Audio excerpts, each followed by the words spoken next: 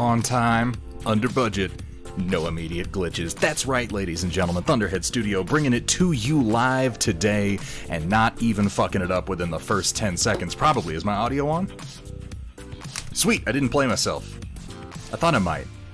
I like to. Sometimes, just to keep things interesting. You know, that's the thing about being hit and miss, is if you hit every single time, then the miss is just, they don't, you know, like, people's standards get too high. Way too high. You gotta miss now and then, you gotta lower the expectations. And that way you never actually have to try. Ooh, I'm being way too honest today, aren't I? Oh my god. Puck Duncher, good to see you. Data Nerd, Roland, getting second today. I'm a little disappointed, Roland. You're gonna have to try harder. That's fucking ridiculous. How you doing, Puck Duncher? It's good to see you. Roland, remember when I painted motherfucker? I have designed mechs this year. Maybe I haven't painted as many this. Admittedly, in 2020, I painted a lot more mechs. But we've expanded into a lot of new game systems, and we have made so much shit. So much shit for Battletech this year. Hamburg Tag, good to see you. Always trying to be unpredictable. I like to keep people guessing. I like to, you know, I like to set the standards real low and then blow your fucking minds. I admittedly am still working on that last part. I'm not totally sure how to pull that one off, like, reliably. But, you know, we keep trying. We'll figure it out eventually, right? The key to perfection is repetition? Something like that. I don't know. NC Coretto, how you doing today, man? Forgot you have Wave 2 stuff at your parents' house. Oh shit, they're gonna take all your mechs, bro. You better get over there. You show up and be like, hey, I was expecting a bunch of Battletech mechs, and they're gonna be like, yeah, well, trial of possession, motherfucker. Which is admittedly a confusing thing to be called by your own parents, but we live in a crazy world. Crazier things have happened today. Oh, you like this, Hamburg? This is my Andromeda t-shirt. Space ramen, intergalactic ramen.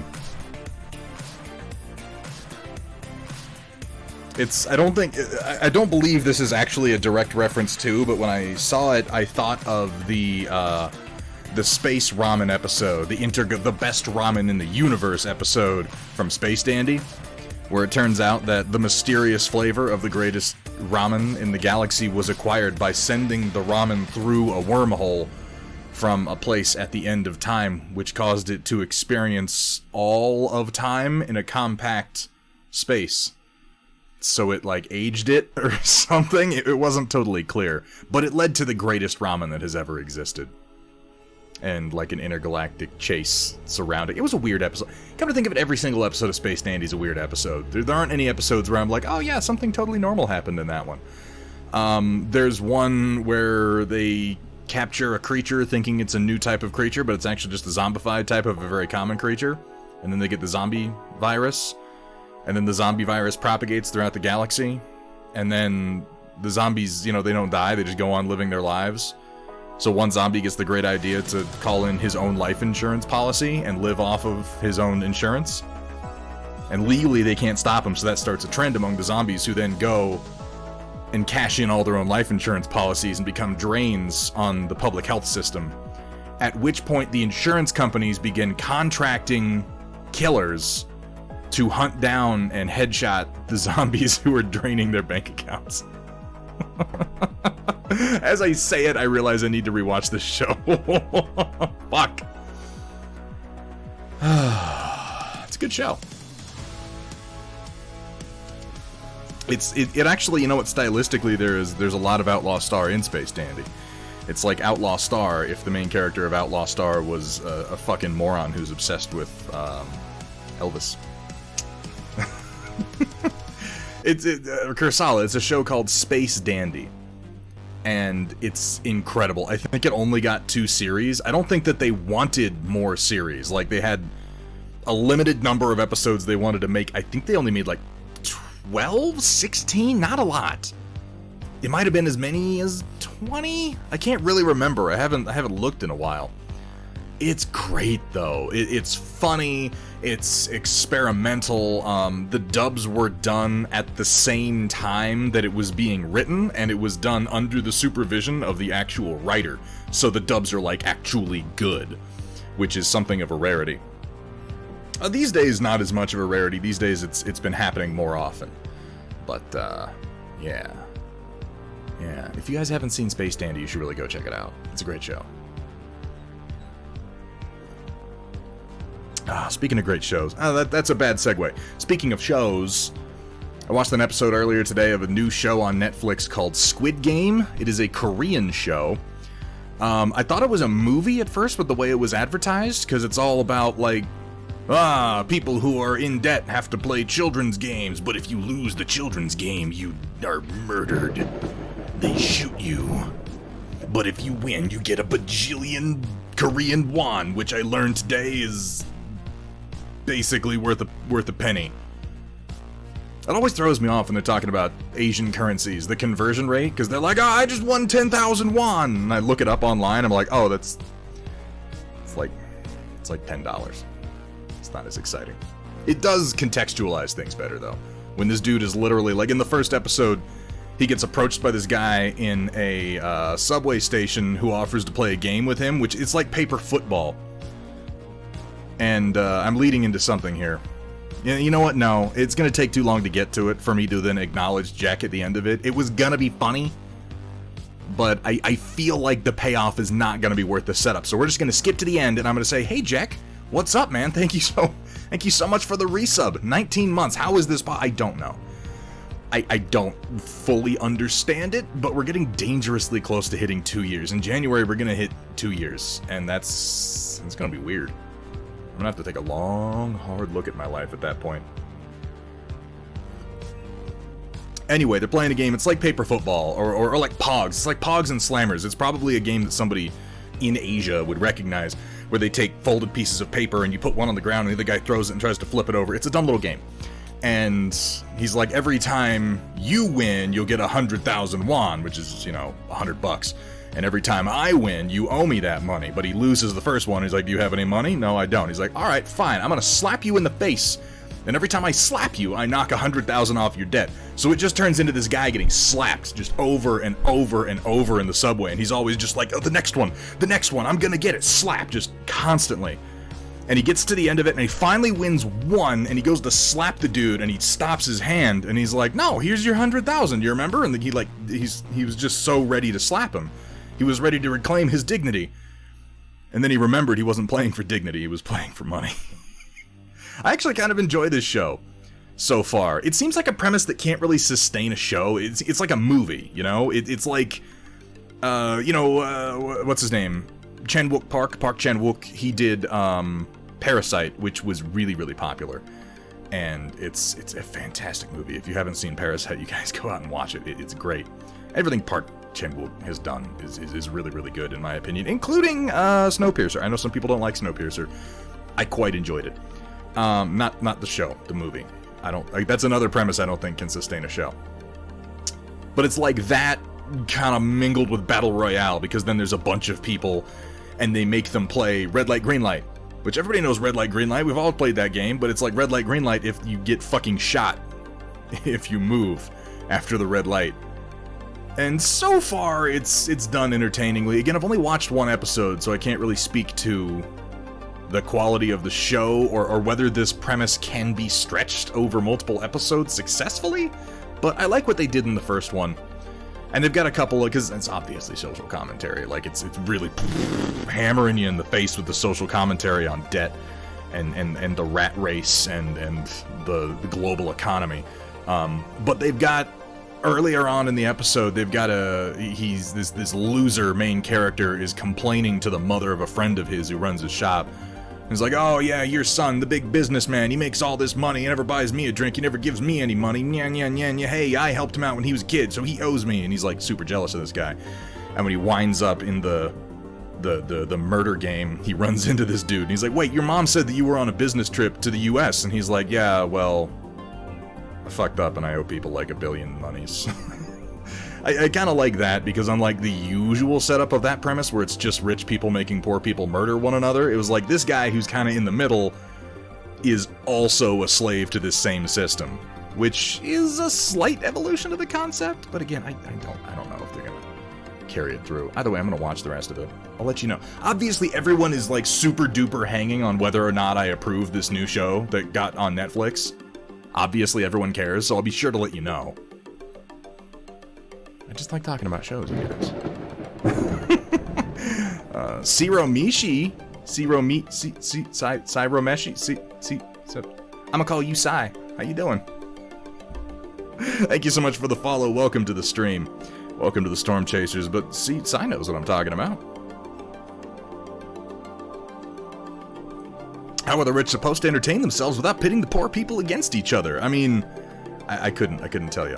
Siromeshi, alright, thank you so much. I do appreciate that. This show will succeed or fail. Jack, I'm glad you realize it, man, because that's the point I was trying to make. I'm kind of, you know, I'm kind of the kingmaker on Netflix.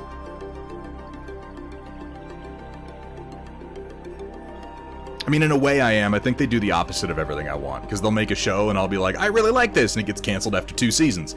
Or after 1 season, in the sense of, what was that show? Jupiter's Legacy? Which, oh, man, that show got panned. It was not bad.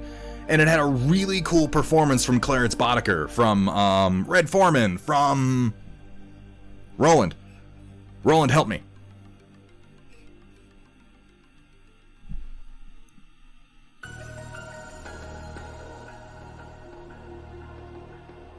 Yes, that's the show, the actor. It's right on the tip of my brain. Shit. Kurtwood Smith. Roland, thank you so much. I kept thinking Kurt. I knew that the Kurt and Wood. I knew those 2 words were in it, but I was thinking his last name was Wood for some reason. I don't know what the fuck I was thinking. But yeah, Clarence Boddicker. He does a great performance for this little tiny part in Jupiter's Legacy, and I don't think most people watch the show long enough to get to that part. Also a prolific Star Trek guest star. Yeah, he's no Jeffrey Combs. He's no Jeffrey Combs. But he had a number of pretty great walk-on roles for Star Trek. I mean, anybody who's anybody had at least one walk-on role, but Kurtwood Smith definitely stood out. And of course, yeah, Jeffrey Combs was in every single fucking Star Trek, and then he was a recurring character in Deep Space Nine and Enterprise, who you would know him either as Weyoun, or actually he had 2 recurring roles on Deep Space Nine. He was Weyoun, he was Assessor Brunt, and then he was Commander Shran in Enterprise, who was just like the best fucking... He showed up in like everything rolling. Alright, let me change out the paper for my oil palette, and we are gonna get going.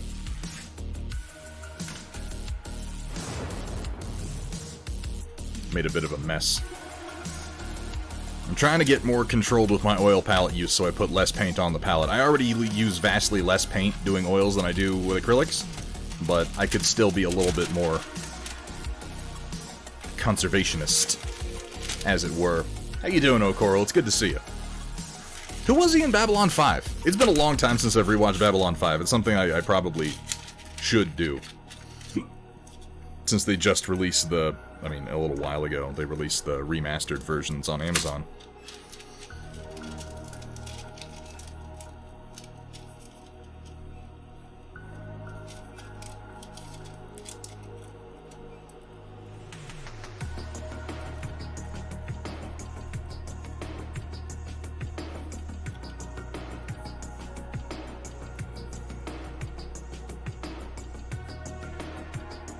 Hey, what's up, Amateur Paint Hour? How you doing today, man? How is everybody?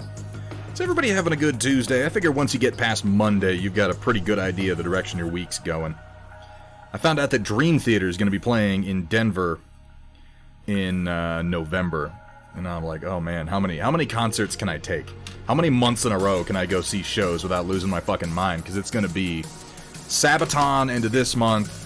And then if I do that, it's going to be beginning of November, it's going to be Dream Theater, and then February, Ghost and I can't remember the name of the other band. There's some huge peoples that I've never really heard of before. But Ghost is going to be coming through, and I'm like, it's a big arena show, which I know that they've been building up to that. Volbeat, yeah. I've never even heard of them. I've heard like a little tiny snippet of one of their songs, and I got kind of a rockabilly vibe from it, but that, you know, that isn't necessarily indicative of their style. It's just what was linked to me. Yeah, Sabaton is playing on the 29th, as a matter of fact, Puck Dunger. I'm gonna be there, and that's gonna be a good time. Figured I'd show, I got a little bit more work done on Sanguinius since the last stream. And I'm feeling reasonably good about this sort of non-metallic metal. It's less gold. I started leaning very much into the yellow, and I'm getting much more of a brass feeling off of this. Danish Motorhead. Maybe I need to listen to more. Holy crap. But this is coming along pretty decently. I'm feeling good about it. I still got to do the right arm, the torso, and the crest on the back. And then I can do the head and the sword, and obviously I need to do the red parts. I only just barely started the red part on this shoulder over here. All in all, though, I'm feeling pretty good about how this is coming together. Slowly, a project at a time, I'm learning to see where my non-metallic metal highlights need to go. This one is a tricky one because it has so many stupid little details on it. I haven't watched this at all, Amateur Paint Hour. This is entirely just oils. I have not done any washes, no oil washes, no acrylics.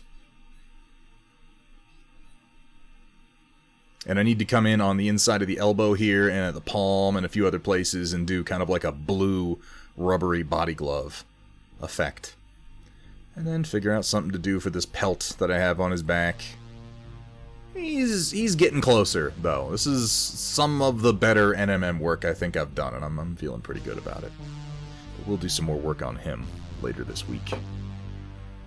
Still got to redo his wings, but I'm definitely going with that left wing. That is the look that I want. I think the inside of the left wing is just about there. I might want to do one more quick round of highlights on this guy.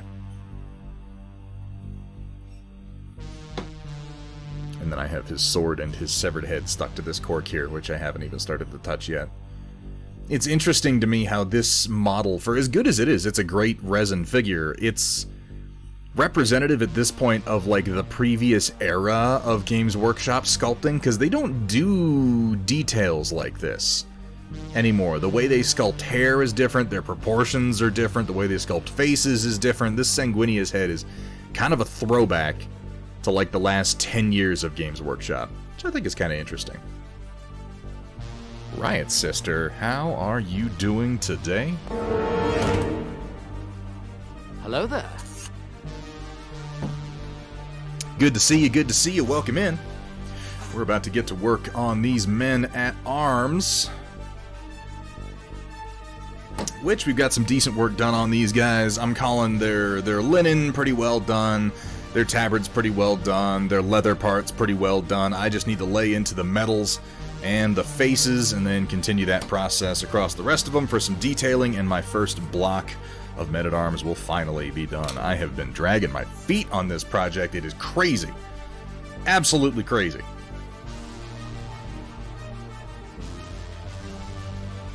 Amateur Paint Hour, hasn't that happened like 9 times? I feel like every time I turn around, someone's like, oh, they actually confirmed Kenobi as a show now. And I'm like, yeah, they're gonna do it. I have such a cynical outlook on things like that, because I feel like Disney has unofficially confirmed Kenobi as a TV series over and over just to see what the public response is to it, and as long as people go, that's amazing, I want more Ewan McGregor, and their algorithm says that happened a certain number of times out of 1,000,000, they're like, the robot approves. Make the show. They finished filming. Okay. Well, that's better news.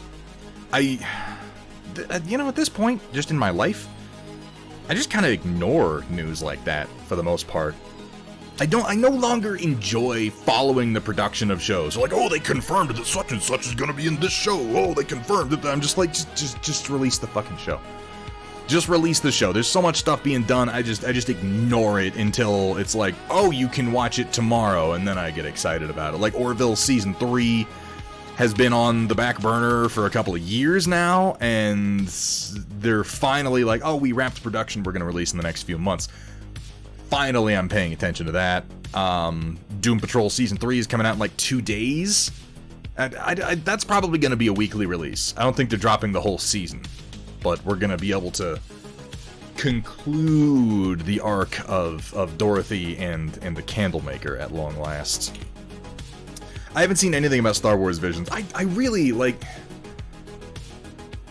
If it's Star Wars news, I probably don't know about it. It's not that I'm not interested to some degree, I just have so much other shit. So much other shit to pay attention to. And, like, you know, what is the Star Wars news? The Star Wars news is Disney's making more product. Like, yeah. Of course they are. They're gonna keep making it for fucking ever and ever and ever and ever. They're going to make Star Wars until you can't fucking stand Star Wars anymore. And then they're gonna make a little bit more just to be sure. Because they paid a lot of money for it. That's the one that's gonna be like an anime or something. I've seen some little snippets on it. Not much though. I'm gonna start with some Payne's Gray tonight. Gonna need some titanium white. Gonna need a touch of that cobalt blue.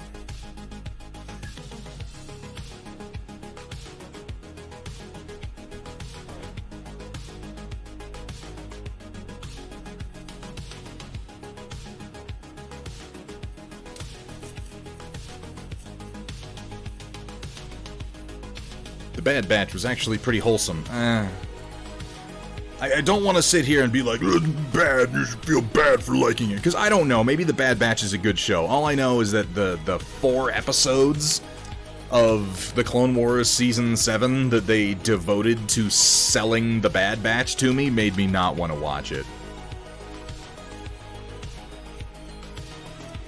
I maintain, I don't know what happened behind the scenes on the Clone Wars Season 7, that final season. I don't know what happened behind the scenes.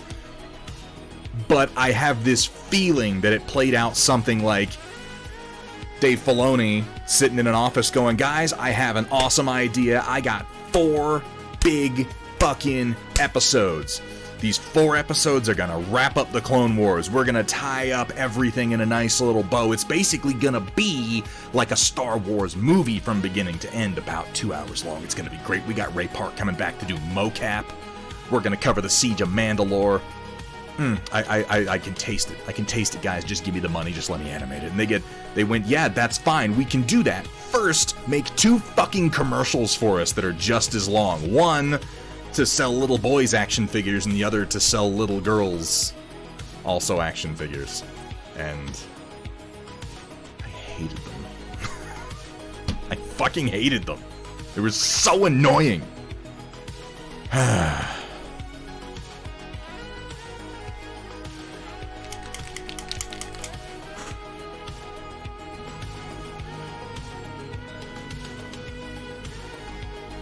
I hope that the characterization got better in the Bad Batch too, because the episodes introducing the Bad Batch were like, oh my god, the characters were like, I am the smart one, I'm Specs, I do all the tech stuff, oh, me big, me dumb, me go smash 'em, bomb, booby droids, like, what the fuck is happening? I've already accepted that the Clone Wars was basically a children's show in the beginning, but this is dumber than anything in Season 1. So I sincerely hope that it improved after that. Look, I don't write the dialogue, okay? That's what the man said. You know exactly what I mean if you watched it.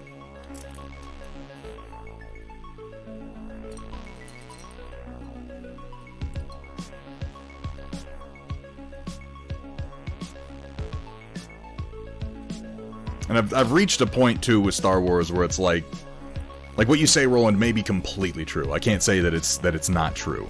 Maybe Wrecker does become an interesting character. All I can say for sure is that I don't fucking care at this point. I just... It's all been so much. It's all been so much. The shows, the movies, the fucking everything, the re-releases, the theme parks, it just... Stop hurting me. Please stop hurting me. God. I just want to die. You're absolutely true, Roland. You're absolutely correct. I do care. I care a great deal about Star Wars. Not for lack of trying to not care. I have tried to not care. The problem is that it is an integral part of my childhood and a big part of my imagination and the way that I process my love of sci-fi because it was for so long, and it changed at a certain point. Or maybe I changed. It's hard to tell sometimes where the change really is. I think both is true. It changed and I changed, and it's just... No more.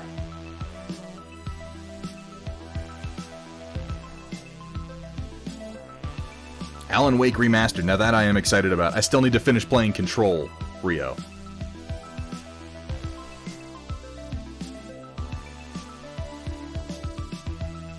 Ooh. Hot take, Riot Sister. Hot take. The thing is, it was never catered to me. Not really. There has always been bad Star Wars. It's just that now it's not... You know what it is now? It's not catered to decent fucking storytelling. Now it only caters to making the maximum quantity. You know what? Even that's disingenuous of me. Star Wars has always been about making money, and I acknowledge that. I'm not going to sit here and pretend that it was some brilliant, deep, meaningful vision from the very start and then it changed. It's always been about money. But that's why I say, I don't know. That's why I say, like, I have changed. Part of it has to be that I myself have changed. Nothing else makes sense.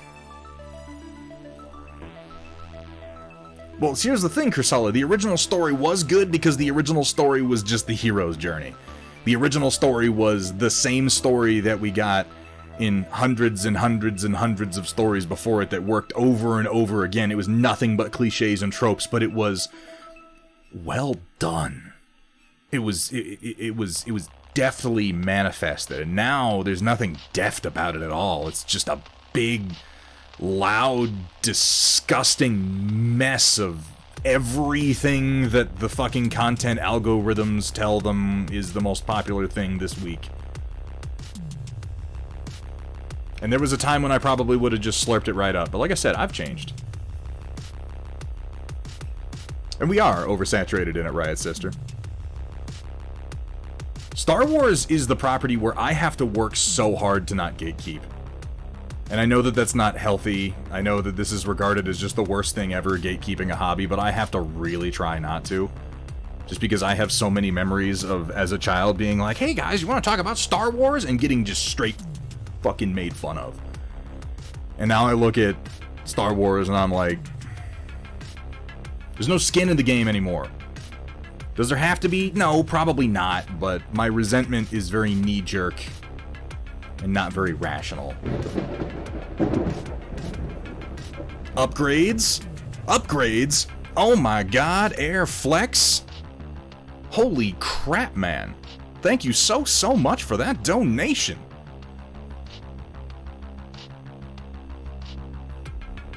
When I roll over the subs from this month, that's gonna damn near cover us. We are almost there at this point, because that's gonna be about 2 hundo. Airflex, thank you so much for that donation, dude. Dude, you have single-handedly done so much to keep this stream advancing, changing, growing, and I can't tell you how much I appreciate it, dude. And with the subscription. Oh my god. Oh my god, Airflex. What is this window that just popped up in front of my OBS? It's Steam. Why did Steam just open? That's bizarre. I have no idea. Airflex. Wait, it's your birthday? It's your birthday, and you're dropping subs, and you're dropping donos. Holy shit. Airflex, happy birthday, man. Doubling down on... Dude, I hope you're having a good one. I hope you are having a fan-fucking-tastic birthday out there. Chat, could we get a big old happy birthday for Airflex, one of our long-time viewers and a big supporter of the stream. An incredibly valuable member of the community, one of my favorite Storm Chasers, Airflex. Why don't I have something to... I have no booze. I have no booze to toast you. I can toast you with coffee. I feel like that might be bad luck, according to some tradition someplace. I'm gonna get a beer. I'll be right back.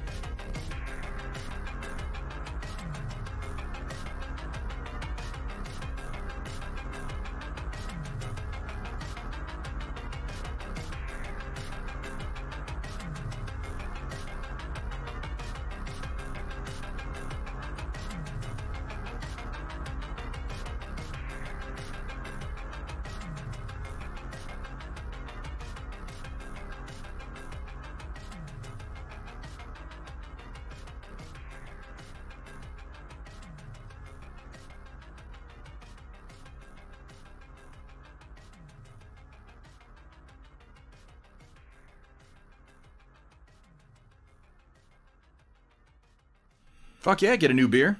I just got a freshie myself. Airflex, my friend, to you, happy birthday.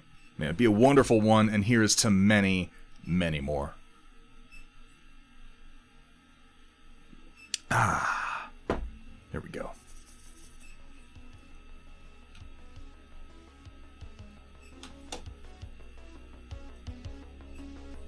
Move my mouse so I'm not highlighting crap on my overlay there. Okie dokie.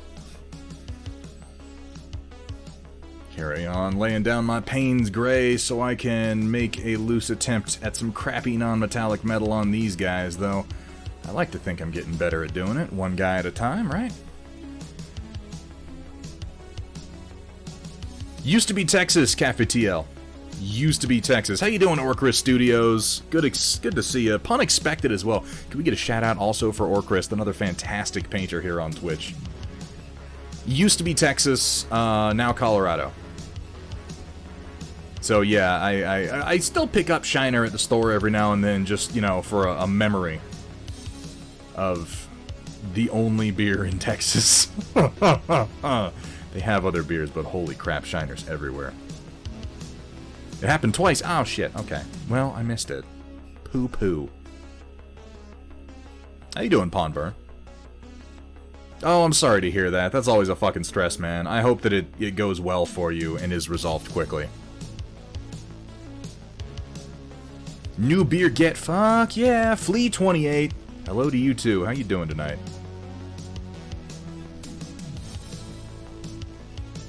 Washington only gets 6 packs a Bach. Oh, man. I always like the seasonals from Shiner, too. They do good work.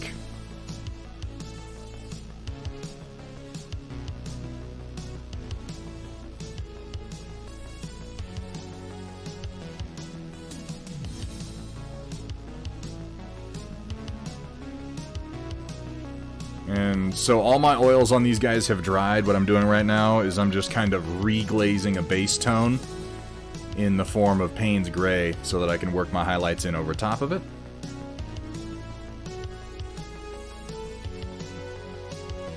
We're going to try to make it quick so I can move on to the last guy with the blue tabard tonight.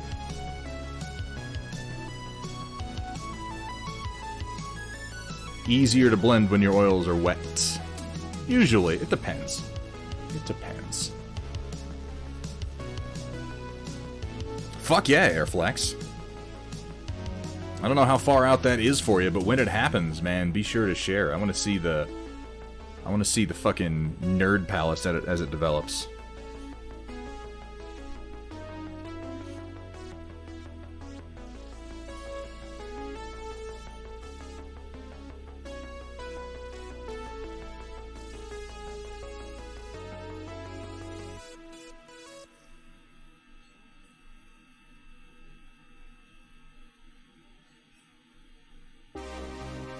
Alright, third guy.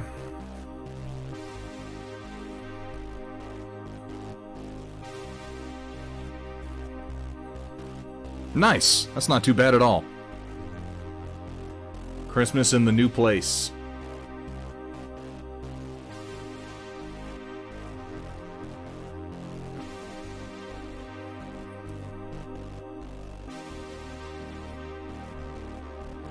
Oops, slipped a bit there. Oh, it don't matter.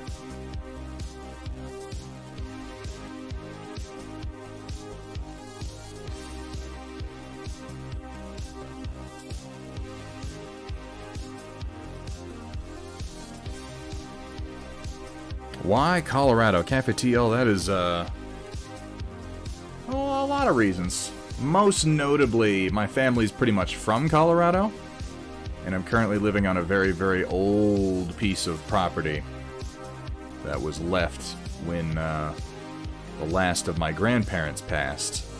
Very old piece of property that my grandfather picked up shortly after World War II. Just, you know, needed a little caretaking.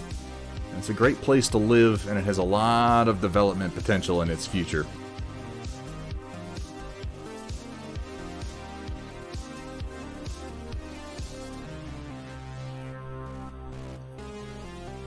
Who's ready to get streaky? Wait, who's streaking? Who's doing what? It's admittedly closer to the part that's Kansas, rather. I live in eastern Colorado in the plains, but I live close enough to the mountains that if I want to go experience real Colorado, it's just a nice short jaunt. I definitely live in the flat part, though.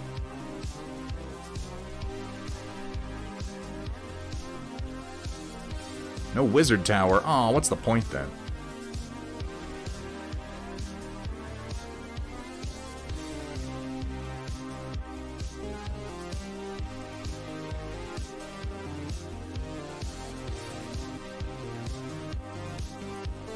Alright, let's go back to the first, and I'm going to take that Payne's Gray, a touch of Cobalt Blue. Did it? Nice! I guess I should use my paint shaker.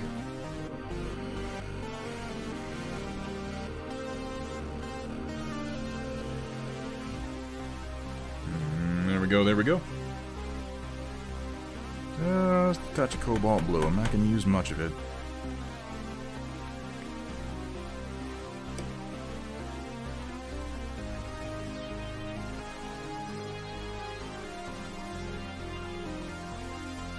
Wizards do not violate ordinances, they craft them. Or something. I don't actually know how magic and county ordinances interact, come to think of it.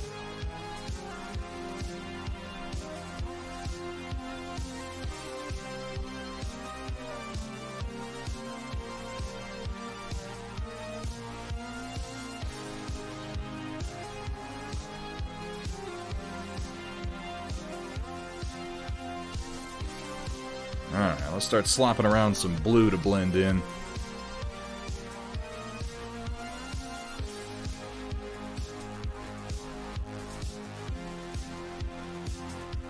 This could be lighter.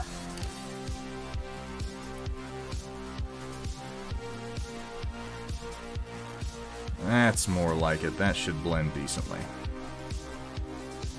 I don't want to go too dark because it won't even be noticeable.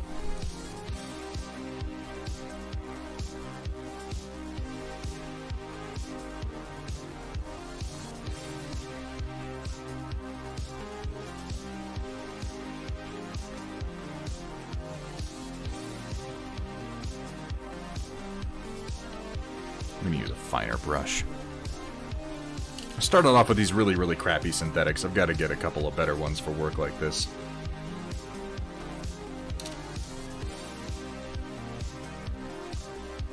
I enjoyed the cycle. I played a few rounds of it. Is it still going?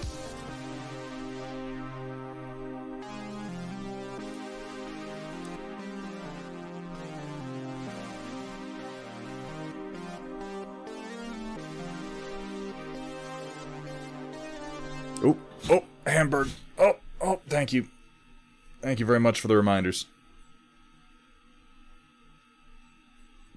Only heard about it today. Yeah, I popped on it when it first got started. It's a pretty cool game.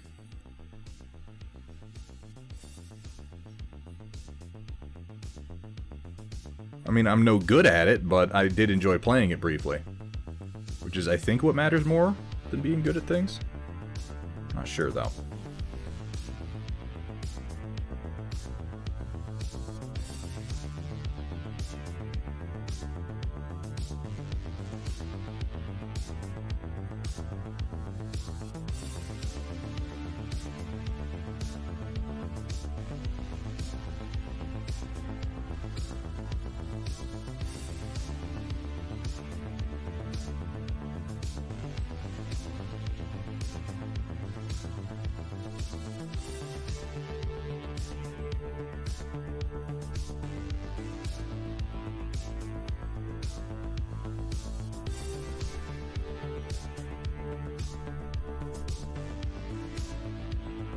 You have a Phoenix Hawk print or art that isn't Plogs they'd care to share? That's a good question. Anybody got some Phoenix Hawk art lying around? You can always go classic Robotech with that, Riot Sister. Look up the Veritech Fighter.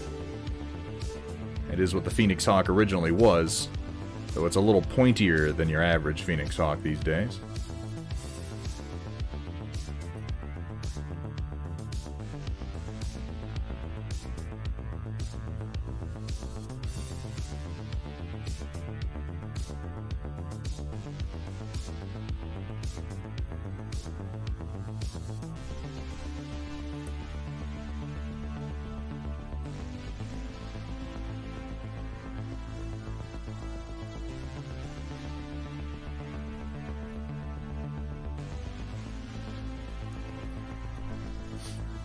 Just need reference material. Well, I'm sure somebody in chat has got some Phoenix Hawk art lying around. Help her out, guys.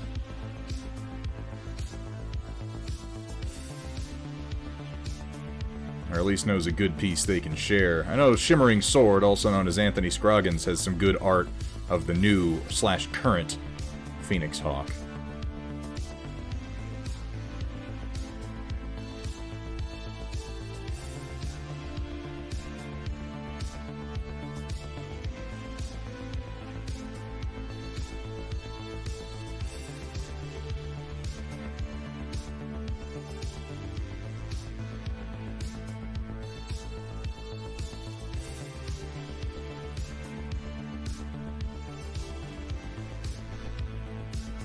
Now. I know I complain about the conduct of certain employees and certain artists on a regular basis, but I do like to avoid veering into the realm of personal attack for no good reason. And I've said time and time again, as much as I may have had some instances with Anthony Scroggins where he has done some things that I don't like, the man is a very talented artist.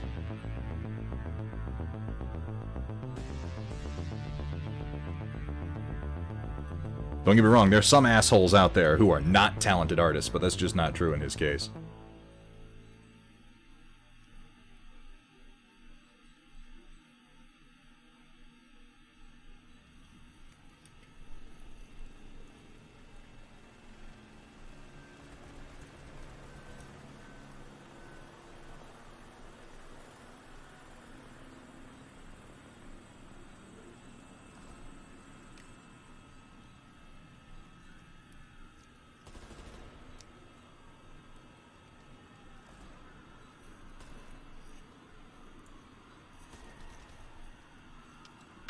It doesn't, Datron. They're different. They're very, very different, but I like to be fair when I'm able. As a petty and vindictive person, I have to take great care not to appear too petty or vindictive.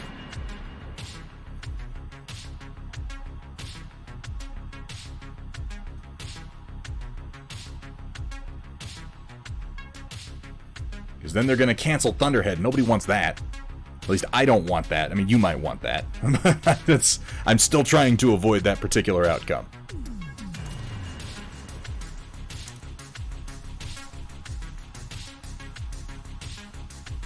He did, like, the art style that he and a handful of other artists brought to CGL has been pretty excellent. They've got a good balance between the old and the new styles. Frankly, they don't get paid enough. They really don't.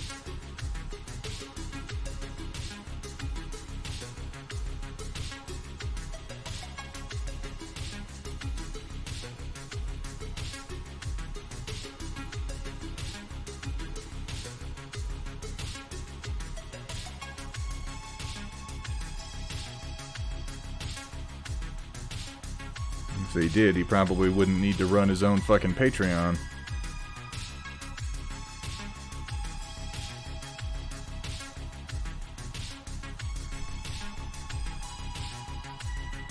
And, you know, broadly speaking, that's very true, Airflex. Most artists don't get paid. So, I mean, I've been putting out feelers lately to actually get commissioned work from artists for commercial purposes, and the numbers that I had in my head for how much they would charge or expect were so much higher than what I was quoted at, and I've started to come to the realization, like, wow, these people are, really underpaid for the kind of work that they do.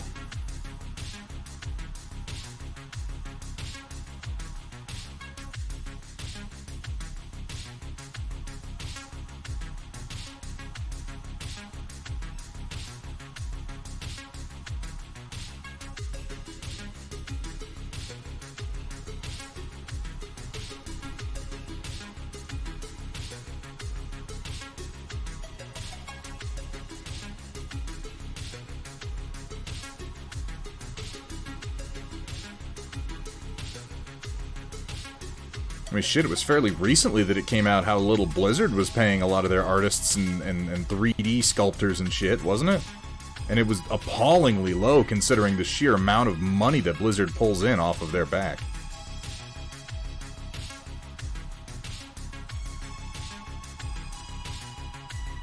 Obviously, CGL is no Blizzard, but I'm just saying industry-wide it seems to be a problem. Hey, Wombat Combat, how you doing today, man? It's good to see you. Could we get that shout out for Wombat Combat Prime? He's going to be doing a charity stream here in the near future. That's sounding pretty exciting. How are preparations going for that, Wombat?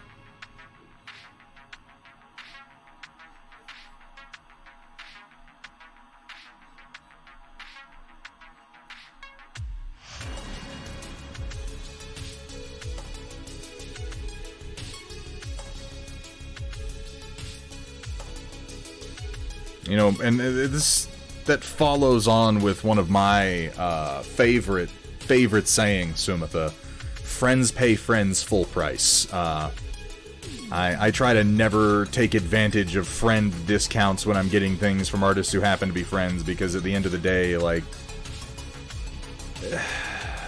getting paid for art is all about respect. And since I've gotten into selling files and observed what some other people have done with it, there's a simple truth as an artist, I think, that until you're willing to take yourself seriously, you can't really expect anybody else to. You have to be willing to believe that you're worth money, because the fact is, everybody's looking to save a buck, and if you look like you don't value yourself, they're gonna save a buck by not paying you. Giving people things for free doesn't encourage them to pay you later. It just makes them think of your work as free and lacking in value and thus uninteresting.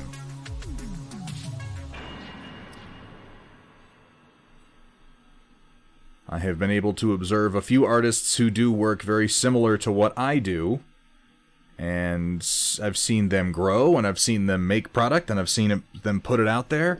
I've seen them undervalue their product, and I have seen them make no money as a result. And then when they later reach out and try to make money, reach out to people and go, hey, I really would like to get paid for this, I've seen people just fucking ignore them.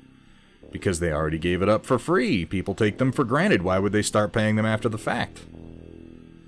It's tragic, but it's just kind of how people operate. If it's free, you take it for granted. Why would I pay you when you're willing to give it to me? That's fucking awesome, Airflex. Artists need patrons.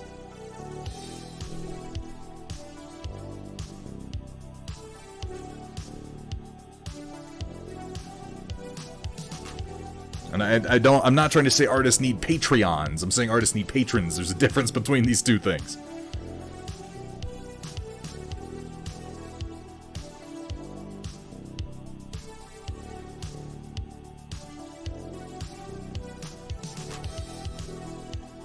Oh, thank you very much, Azri. How you doing today?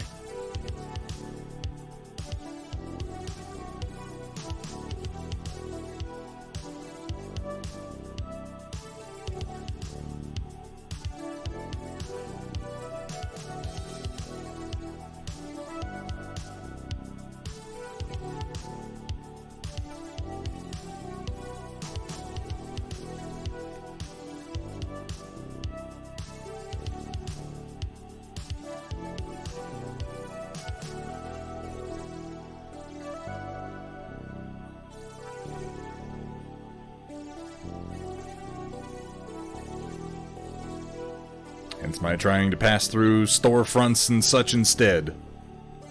Wait, pat through? Oh, okay. Patronize. Yeah, and this kind of goes in with just how I think about my own art. Gus Schultz, your package got on the way today, by the way, man, so that tracking number should be updating soon. Good to see you. Also, Shock, your package got in the mail as of today. I finally got everything done that I wanted to put in it. You're gonna find a few extra items. I hope you enjoy them. It kind of goes through,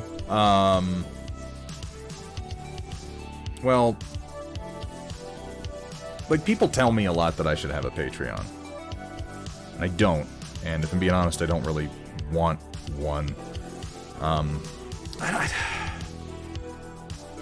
don't want to criticize people who use Patreon. That's not the goal of what I'm saying. It's just not how I think of myself. I prefer to do business more directly.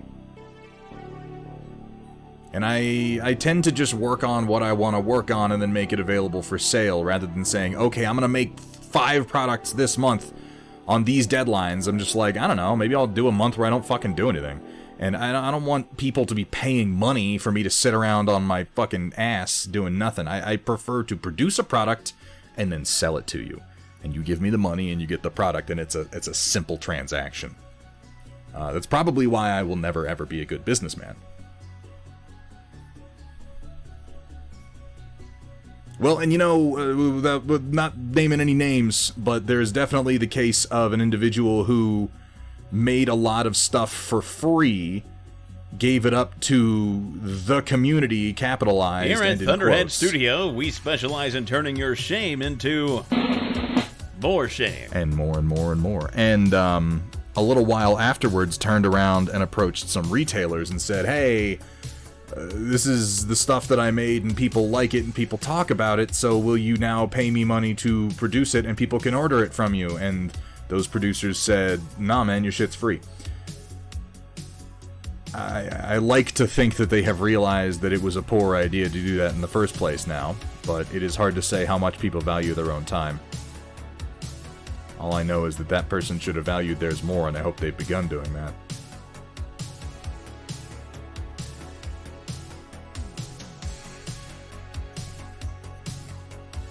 Yeah, I don't work with that kind of deadline time stuff. That's just not how I do things. When people put deadlines on me, you know what I do? I stop making things, and it's indicative of my own executive dysfunction and how I've never truly grown up. But it's also true, and I have to work around it whether it's healthy or not.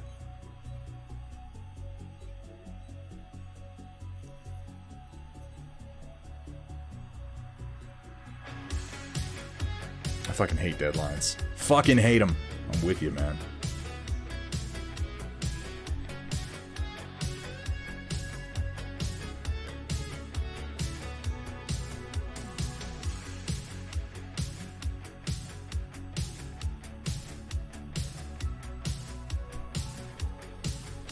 And see, we're all different. We're all different, Asri, because I know people like that too, who, like, they thrive on deadlines. Knowing there's a deadline means they do their best work. And to a degree, that can be true for me in isolated cases.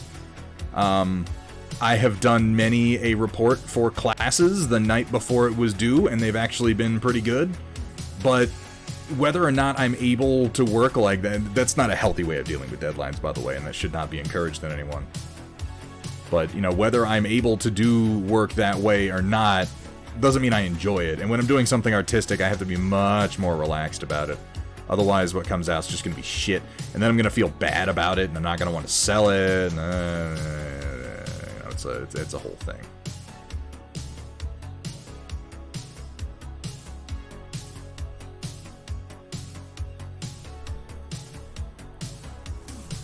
Yeah, Shock, I have the same problem. If I have a deadline, I'll often be like, well, that's awesome. I don't have to do this thing for 3 months. I don't think I have 3 months to do this thing. I think I don't have to do it for 3 months. And then I do it all at the last second. If I don't have a deadline, I'm much more likely to just one night be like, I just feel like working on it and actually do something worthwhile. So no Patreon for me. I've thought about it a number of times. Now, we might do a Kickstarter at some point. Steel Warrior Studios has wanted me to do a Kickstarter with him for a while now. We may end up doing that. We'll figure out something that we want to do. Got enough damn projects to choose from, I'll tell you that much.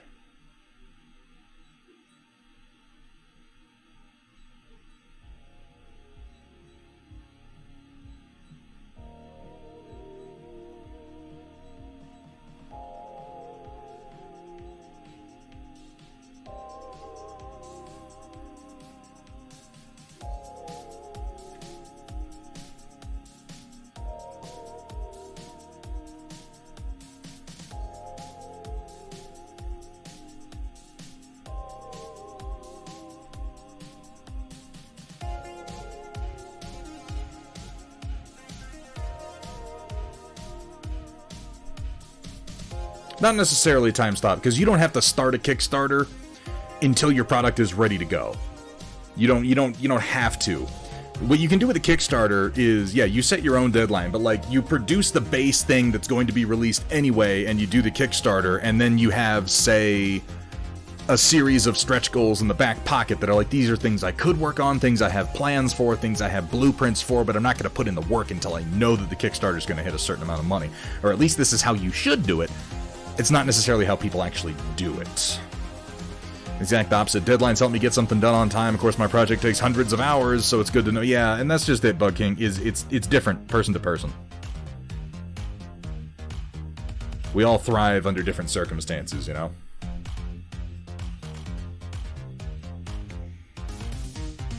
My best work happens when literally no one is waiting on it or even expecting it. When I'm just like, do whatever you want for as long as you want.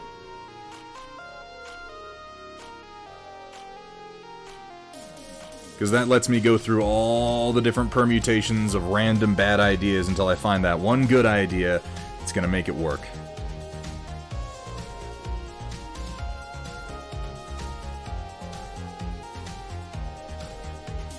And I do kind of have to go through all the bad ideas before I land on anything worthwhile.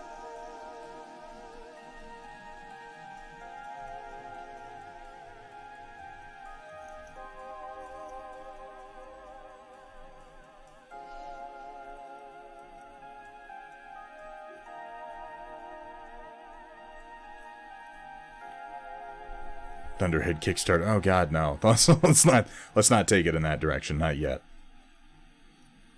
Yeah, I don't think... See, I like Kickstarter more than I like Patreon, but... You know, like everything else, it's one of those things where people have, like, abused it.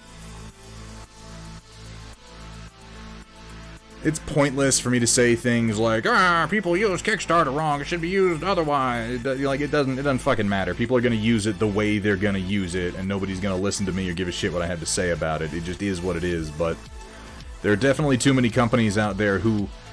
Like, you know, ideally it's for companies that aren't huge to get the money for projects that they couldn't commit to without knowing they would sell a certain amount. It's to help people get off the ground, to kickstart, if you will. Oh my god, it's right there in the name. But there are companies whose entire business model revolves around doing Kickstarter, and that's just their way of never ever, you know, it's there in the name. It's to kickstart. Companies have figured out, though, you can use it to just be super duper risk averse. You can use Kickstarter to just never take any risks. And I can't deny that that's probably smart, but I don't like it. Not when they can afford to just produce product like a real fucking company. Rubik's Cube! How you doing today, man? Welcome in.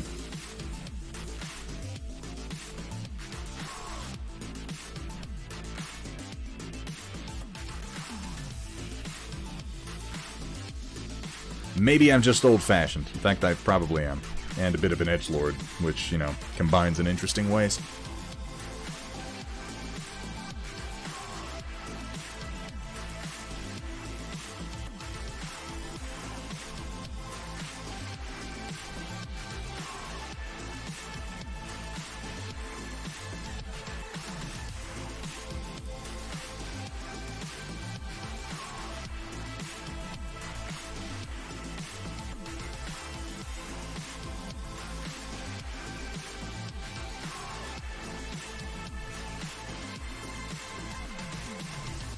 Upset with your painting quality tonight? Why is that, Rubik's Cube? You should not... Let me just say, I don't know the particulars, but I want you to take a moment and just chill. You shouldn't be upset. We all have nights when we can't seem to take that image that's in our head and put it down onto the model, but you know what? You've got plenty of time and many more tries, and you have to remember that the master has failed far more times than the amateur has even attempted. So the fact is, if you made an attempt, you've taken a step forward in your mastery.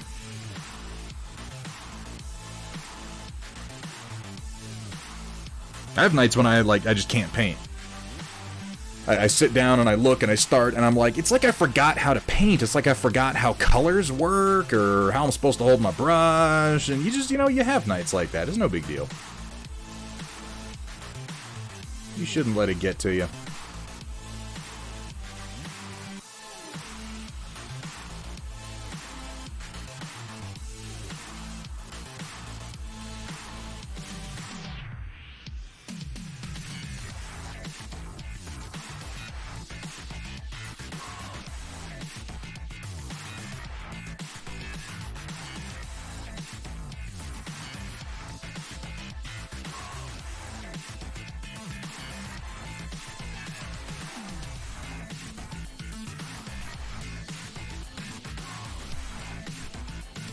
Yeah, and sometimes that's what it takes.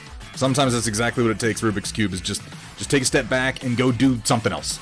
Go do literally anything else, just to reset your brain a little bit, Come back to it when you're feeling it more.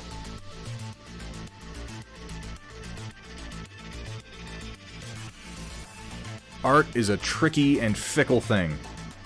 And don't kid yourself, man. Miniature painting is art.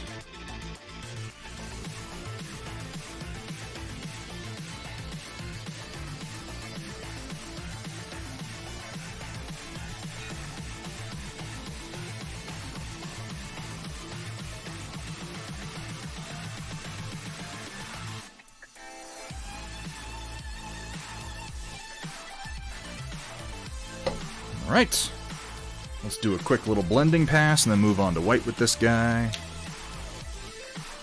That's another good one, Pez Motion. Don't let the perfect be the enemy of the good. Also, welcome in, Pez Motion. It's good to see you.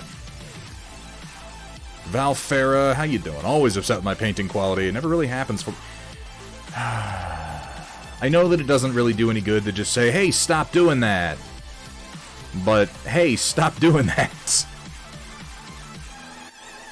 You gotta just let it come naturally. Painting is easier when you're having fun, and if you're frustrating yourself, you're probably not having fun. And so many times the answer for me is just take a step back, go do something else. Anything else, doesn't matter what it is, just do something else. It'll come back to you. See how fucking easy these blends are? I'm better at doing them now. It definitely took some practice, but look at that. It was just like, whoop, whoop, whoop, it's blended. That would have been like 3 to 4 layers of acrylics. Yeah, these are all oils, Gear Falcon.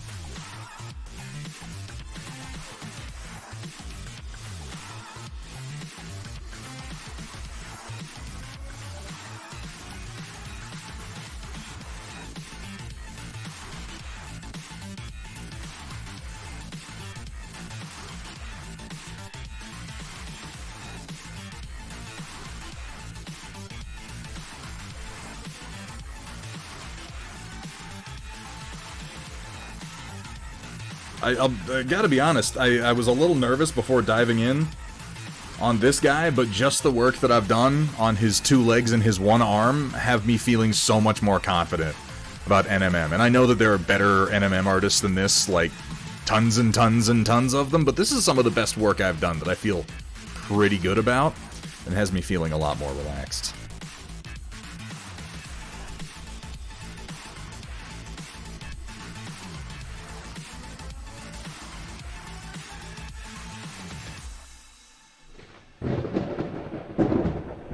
Holy moly, the Vanus Temple. That or the Vanu's Temple. I suppose it's possible. Depends on whether he plays PlanetSide 2 or not. I'm gonna go with Vanus.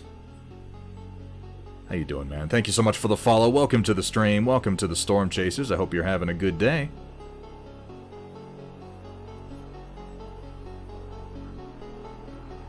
Yeah, give it a try, Matthew Steiner. It's really just, you know... I definitely fall victim to the tendency to feel, like, intimidated by painting techniques, and I feel silly. I feel silly about it, because I know that there's no reason to be intimidated by this kind of thing. Like... It's one of those things that I'm always telling people, imagine the worst case scenario, like really build in your mind, what is stopping you from doing this thing? Imagine for a moment the situation that you're really worried about happening that's stopping you. The worst case scenario. If I try it, this is gonna happen. And if the answer is, it doesn't look good and I gotta do it again.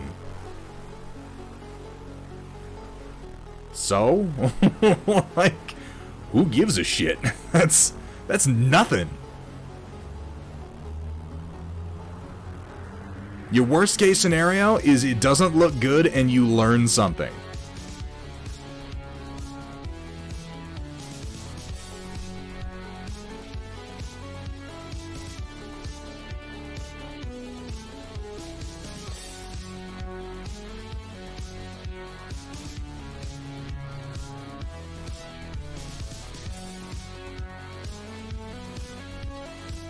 And this is something I'd like to analyze a little bit more thoroughly, but I know a lot of us fall victim to this. I definitely do, where it's like, I enjoy painting minis, but when I put pressure on myself to paint them a certain way or up to a certain standard, when I get obsessed with the idea that I have to do as good as somebody else or something like that, like, suddenly stress is a factor. I'm stressing myself over the paint job, and now it's not fun anymore. Now it's something I have to do. And now the dread sets in, now the fear sets in, what if it's not good enough? And that's not right. That's not right. You gotta enjoy it. If you're not enjoying it, something is wrong.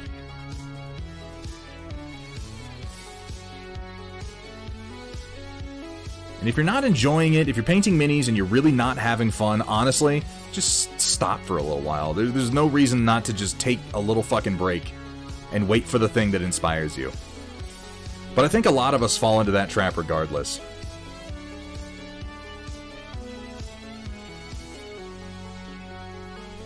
Oh, thank you so much, Vanus. Do oils work better on metal minis? Gear Falcon, it makes no fucking difference. How well your oil does is going to depend entirely on your primer coat. And for priming with oils, I do recommend Stynel Res Primer. I can't explain why, but it seems to hold a glaze coat better. Particularly better than, say, Vallejo's primers, which I found give kind of a plasticky outer coating that just doesn't take the glaze very well.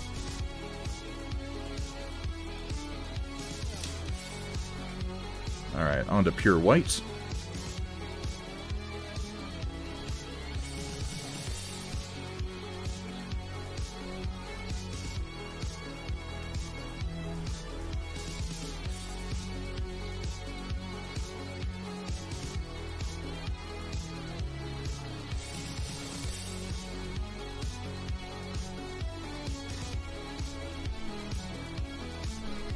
Vallejo, Stynel Res, Liquitex, Gesso has all worked for you. I couldn't say precisely... I like Stynel Res. I found that Stynel Res has been sort of my go-to best primer for most projects lately. I don't want to stand here and say it is the best, because I couldn't tell you, for instance, like, chemically why it has worked out better for me.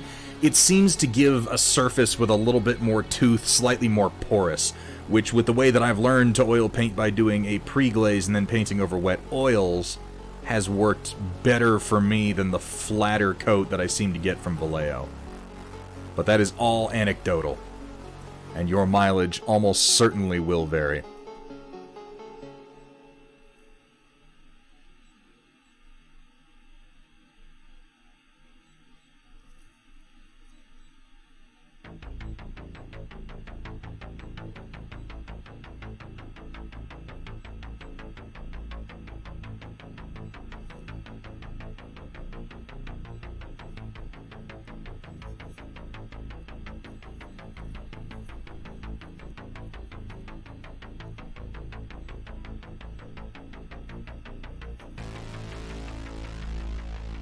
I really do like Stynylrez Primer. Again, like, I wish I was like Goobertown for so many fucking reasons. I wish that I was as fucking cool and as magnificent as Brent is. But more than anything, I wish I had his understanding of the chemical engineering of paints so that I could articulate my experience better. Brent makes me want to be a better person.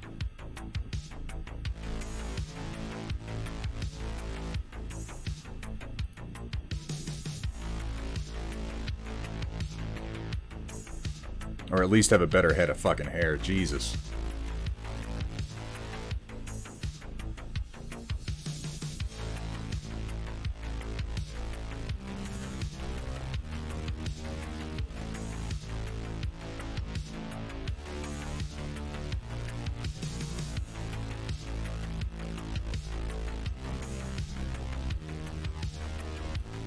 Hair like a lion.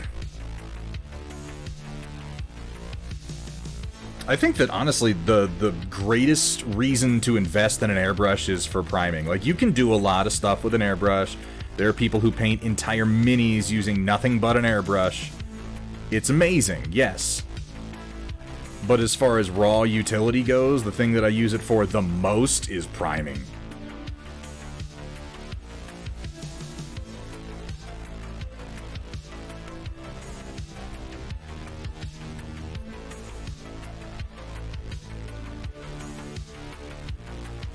And varnishing, yeah, priming and varnishing. Absolutely right. Not having to use rattle cans with their accelerants and crap is just really, really nice.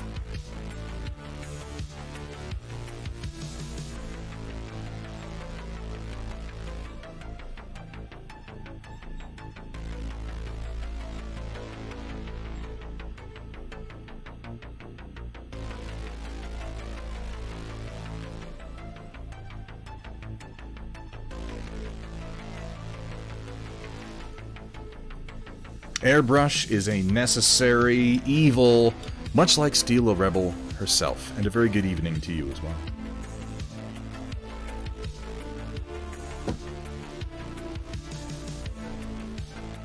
Steel Rebel, the bully who got me started on oil painting in the first place, threatened to beat me up and take my lunch money if I didn't switch over, and now here I am. What a pathetic man I turned out to be.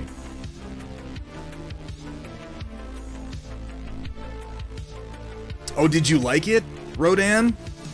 Did you like Malignant?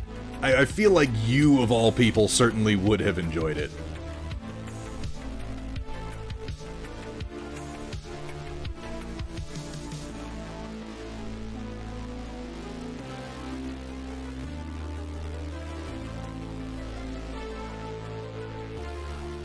Joe the Frame Thief. Oh my god. Been following for a year and 5 months? And yet I can't remember seeing you before, Joe. How you doing, man?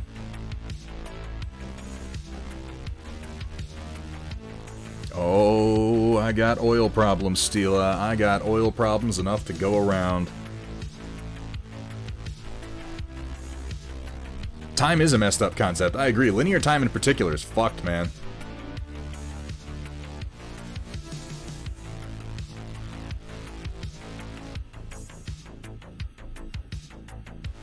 Hey, Lady B. Interesting morning earthquake. Ooh, I hope everything is okay. Oh my god.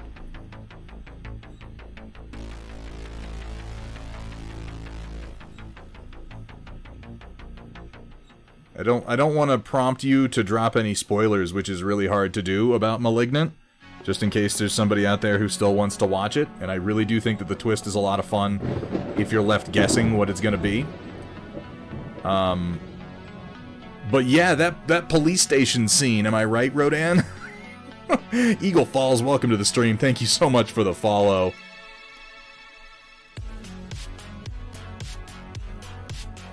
I'm all shook up, oh.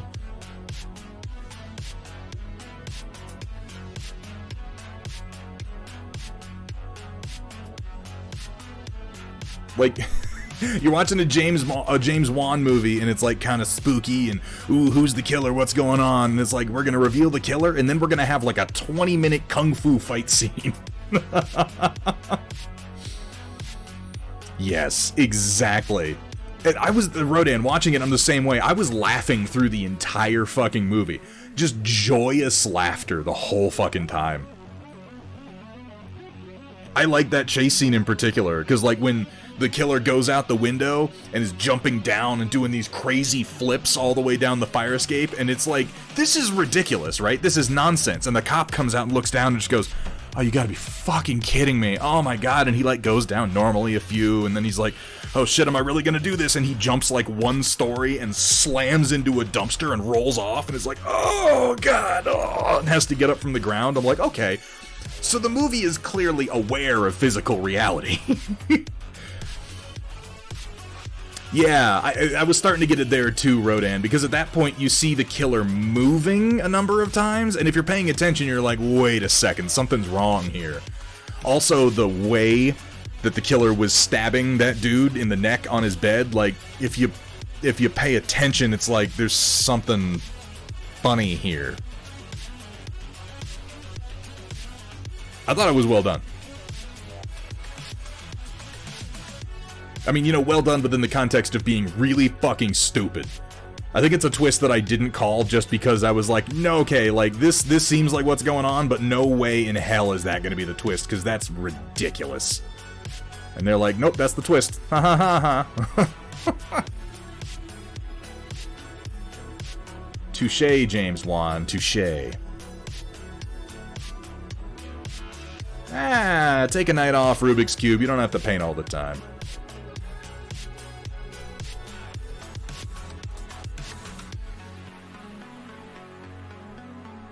I agree with that amateur paint hour. I appreciate when a filmmaker is willing to tell me in subtle film language that, look, I know that what I'm doing here is unrealistic, and I'm doing it anyway on purpose, as opposed to it being like, I don't know any better, and I think that there's a distinct difference. Darkheart, thank you for the reminder. Yeah, seriously, right, Rodan? It was like some dancer did the stunt work for Gabriel the Killer.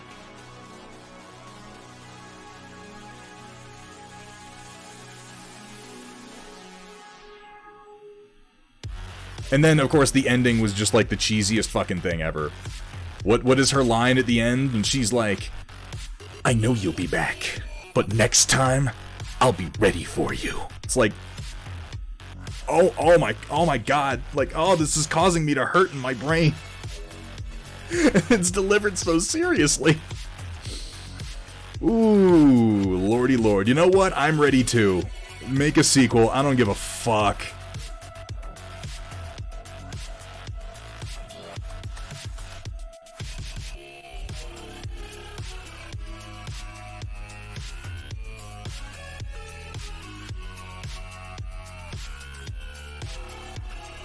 Changes coming to the Patreon will no longer be some assembly required.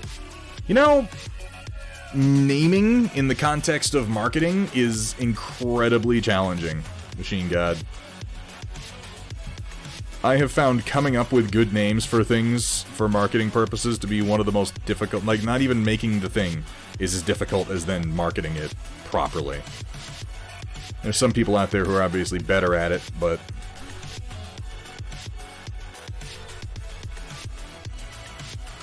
yeah, I was saying that, like, they just didn't even address that at the end of the movie, Rodan, because the movie comes to a close, and I'm like, it seems like it's ending positively for the main character, but I'm like, you realize this woman would, like, be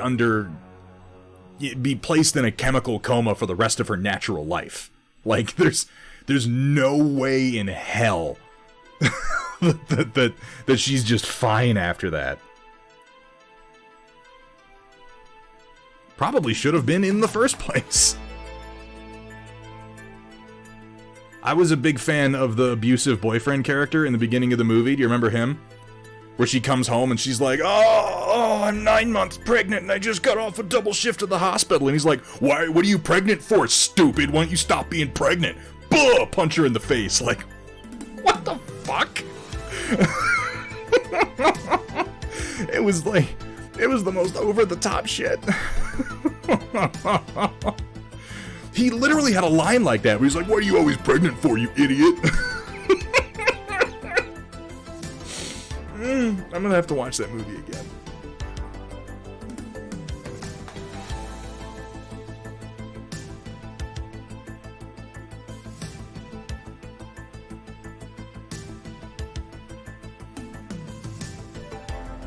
It really, yeah, it went from 0 to smashing her head into a wall in like 5 seconds. It was crazy. And this is, you know, the moment when I'm watching the movie when I'm thinking like, oh, okay, we're not taking this totally... Well, it's not even that. Like, before that, the movie tells you it's not taking it terribly seriously. Because the movie opens with, like, a spooky gothic castle on a fucking hill overlooking sea cliffs surrounded by mist like Arkham fucking Asylum. And there's, like, a doctor talking to a tape recorder, and some panic-faced guy runs in and he goes, "He's too strong. We tried to give him electroshock, but it's like he's eating the electricity and he's broadcasting his thoughts through the radio waves." And you're like,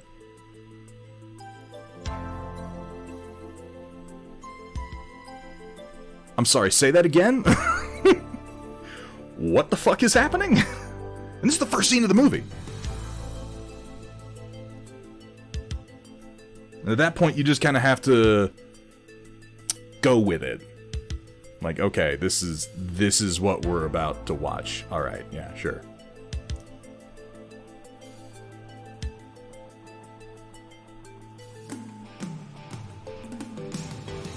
Also, the score was done by, apparently, Cell Dweller, who is also Scandroid, which I thought was kind of cool. Really captured that, like, early 2000s rock feel, you know? Yeah, it did look like Arkham. My favorite thing about that ridiculous fucking nonsense hospital that doesn't exist is when the sister later in the movie comes, like, driving over a hill going to the old hospital that's broken down, and she drives, like, over a rise and she sees it on the big cliff overlooking the sea, and she just goes like, "What the fuck?" I'm like, oh, again, thank you, movie. Thank you for acknowledging that this doesn't make any sense. Thank you for acknowledging that even within the context of the story, this is crazy. This is the new James Wan movie, Malignant, pun expected. I liked it. I don't even like James Wan movies all that much. Like, I enjoyed, I think the first Insidious movie and like the first Conjuring movie, but none of the follow-ups. I don't even think I watched... I think I might have watched The Conjuring 2, but I haven't watched anything past that. But this movie's amazing. This movie is absolutely incredible. It is either the worst thing or the best thing I've seen in months. It's not a horror movie, Roland. This is the funny thing. It's marketed as a horror movie. Like, if you watch all the Airflex, dude, have a fucking great night. Happy birthday, Airflex. Thank you so much for coming in. Thank you so much for the donation and the resub, dude. Hope you had a fucking great birthday. And I hope you have a great day tomorrow, man. Get some sleep.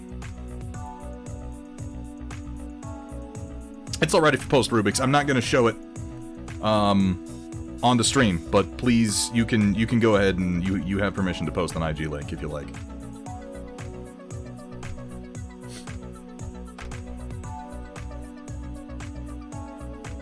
Yeah, it is marketed like a horror movie, Roland, so I can see why you might get that impression. And it's done by a guy who normally does horror movies. And if you look at the marketing for Malignant, it's like a new definition of terror. This summer, James Wan will redefine horror.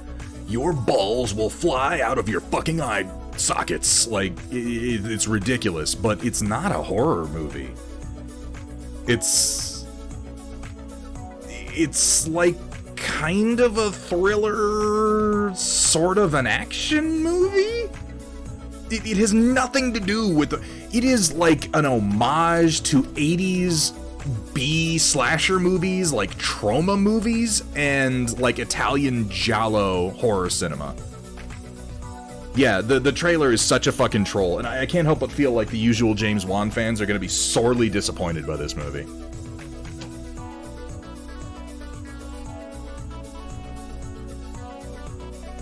Oh, that looks pretty good, Rubik's. I like the yellow belly. I do feel like if I were giving critique on this, I would probably lean into blue tones for the swords and the armor just to mix up the palette, because you got a lot of warm tones on the torso, but it's looking nice and clean. It is not a yawn movie for the most part, Roland. Admittedly, it's probably about 15 to 20 minutes too long. I think that would be my one critique of Malignant. You could easily cut 15 to 20 minutes out of the movie and not actually lose anything. But that's minor.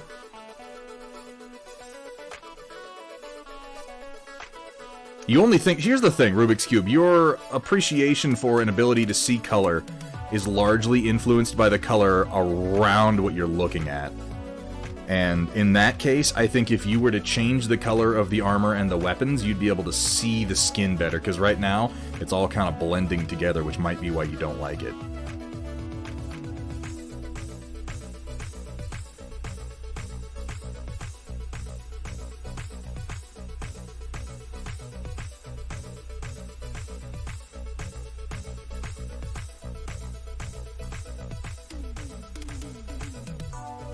Oh yeah, no, Rodan, that happened so the rest of the movie could happen. That had no reason to... Yeah, why Zoe Bell and, like, some 70s disco girl decided to beat the shit out of the main character, there was no reason for that. That was Zoe Bell, by the way. Playing a character named Scorpion. I think the very fact that Zoe Bell was in the movie should tell us something about what it was attempting to homage. What's your favorite slasher movie, Roland?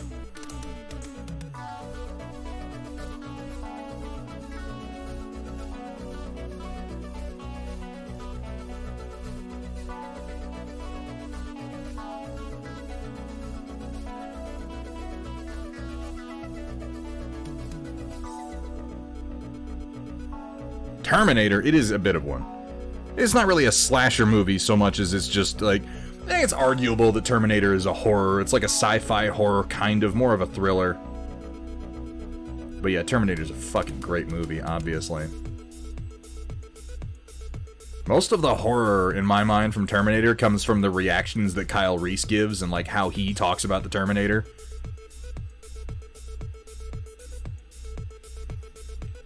And the future that he comes from and how just fucking awful it is.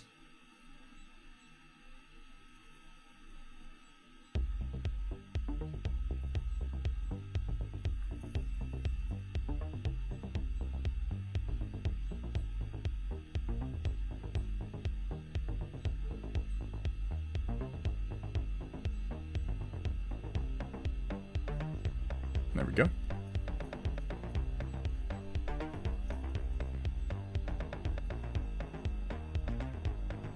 I was never a big fan of Michael Myers, the Halloween movies. Like, the first Halloween movie is really good, but I never got into any of the subsequent follow-ups. I just don't really like him as a character, because he's not a character. He's like... There's not really much reason for Michael Myers to do what he does. Jason Voorhees barely has any motivation, but his is still at least clearer than Michael's. Michael Myers is just like, oh, he's crazy, so he kills people. Like, that's the whole thing. And over the years, they've tried to write in reasons like, oh, he kills people because his little sister was taken from him. Or he kills people because, if you get to, like, the fourth installment, like, he kills people because he's infested with demons. Or there's a dark nun in his past. And it's like, I don't care.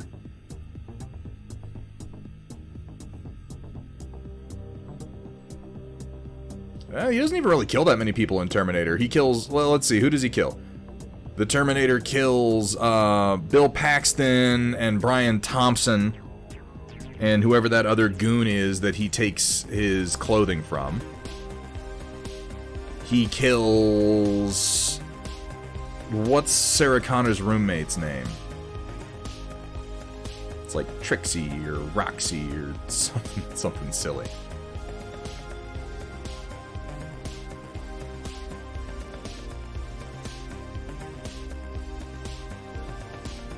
He kills, like, everyone in the police station.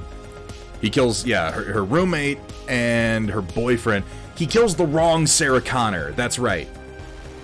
Not her roommate, but another woman also named Sarah Connor he hunts down and kills, because the Terminator comes back in time and pulls pages out of a phone book, which is just fucking funny now. Yeah, I guess he shot some random people at Tech Noir. He did kill literally everyone in that police station. I guess he does have quite a body count in that movie, come to think of it.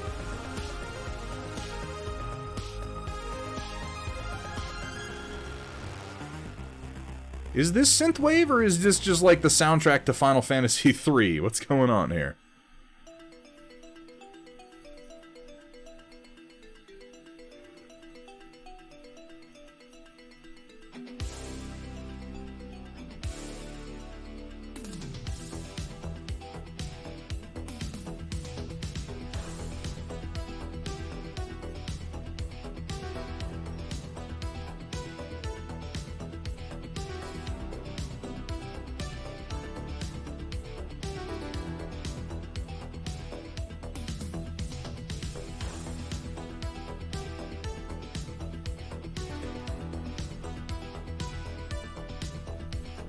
I like for slashers to have motivation, though. Not necessarily a whole lot, but just some reason that they're killing people. I never feel like Mike Myers ever had much motivation for anything that he did, and so it never really grabbed me. Terminator is all about motivation. Terminator's motivation is very, very clear. The Terminator kills people because he's a goddamn killing machine with a target, and everyone that he kills is in some way either stopping him from achieving that goal, or their death assists him in getting there, to some degree. Yeah, by the second movie. By the second movie, Jason becomes... Well, no, I guess that's not true. It's not until... What is the Friday the 13th movie where they dig him up in the graveyard and he gets struck by lightning? Because that, I think, is the first one where Jason is like a revenant. He's supernatural. Everything prior to that, you could argue that he was actually alive. Yeah, that was like part 4 or 5. Because even in the second one, where it is Jason Voorhees... No, it's his mother in the first movie, Riot Sister, and then it's Jason Voorhees in the second movie. And then in the third movie, it's none of the above. I think it's in the third movie, it's some asshole with a hockey mask pretending to be Jason, which is really pretty lame.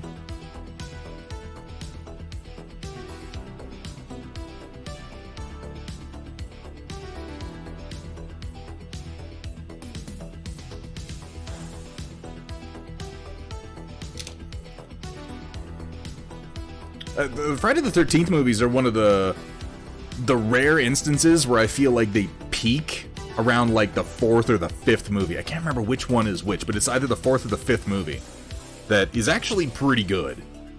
And it's like the ones before it are kind of forgettable, ironically.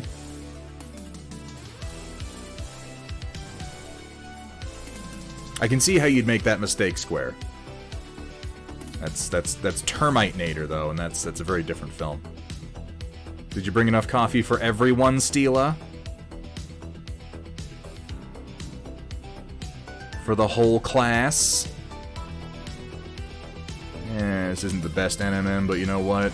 It's good enough for a rank and flank infantryman, and it's good enough for practice.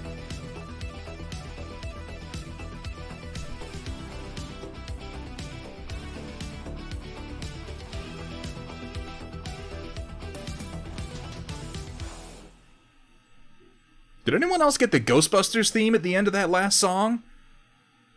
Like out of nowhere, it was like dun dun dun dun dun dun dun.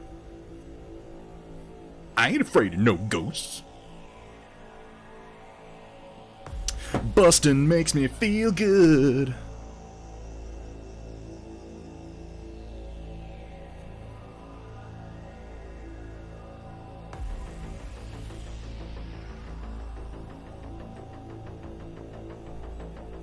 Yeah, like right there at the end. God, no. No. You're out of your mind, Kursala. Nobody wants to hear that. The guy who wrote the Ghostbusters theme doesn't want to hear that. The Ghostbusters theme is fucking weird. It is a weird song. I don't think enough people have really listened to it. It's crazy.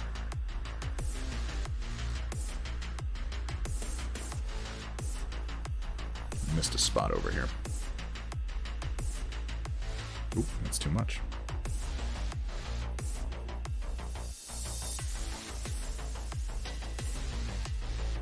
Yeah, there's the one where it's at the start of the song to Square. Every single time the song starts, in my brain, I'm thinking like a modern day warrior, mean stride, like every single fucking time it starts, and then it just goes into something completely different. Kursala, thank you very much. Here's to you.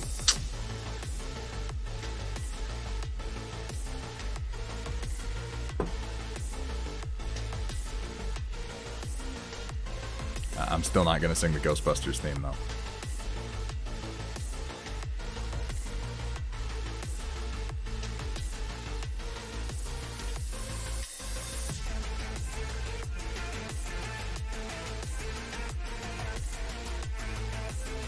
Oh, to Square. Thank you for the reminder. I do have a tendency to slouch while I work.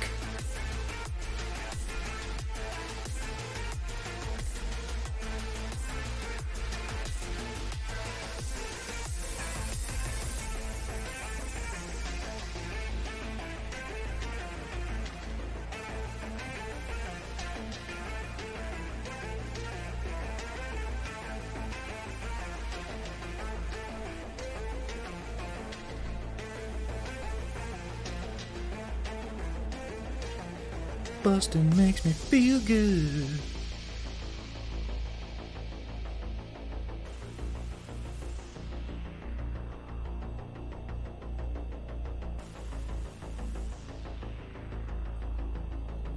It was a Key and Peele did a sketch, Jordan Peele, he did a sketch about that guy.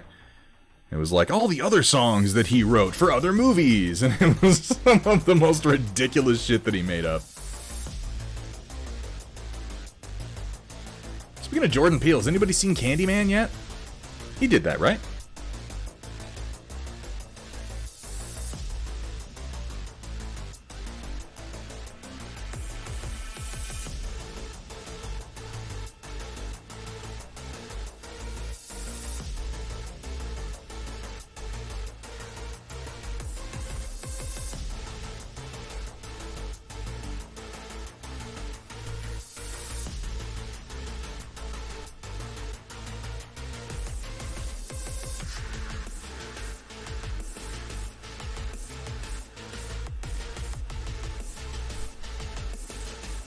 I think he produced it, Pez Motion.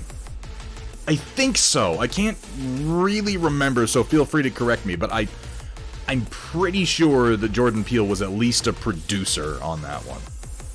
He's put his money into a lot of interesting projects. Steal a Rebel?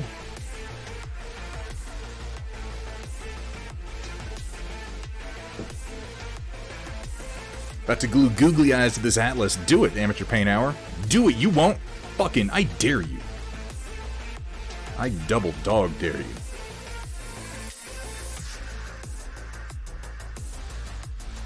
You don't have the mimer.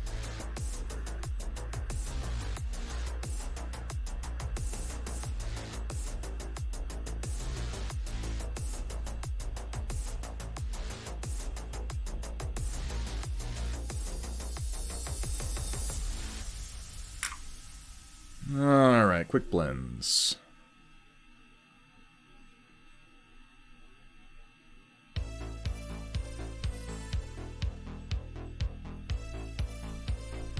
No, hydrate hype train. Oh god, don't give anybody ideas. You can do a lot of stuff with channel points. Speaking of which, I'm going to go ahead and mention now, because it just occurred to me, we are going to be changing our standards and rules for the Storm Report in the immediate future, folks. I will post more about this up on the Discord later. But these rules are going to go into effect as of the next Storm Report this upcoming Thursday, due to the fact that it has become fairly popular and started to eat up a good amount of the stream time. We are going to be reducing standard submissions to 1 per person. If you would like to post more than 1, do not fret. We have come up with a few ways to make that possible so you can get some extra slots to post more of your work in any given week. I would just say stay tuned for more information on that.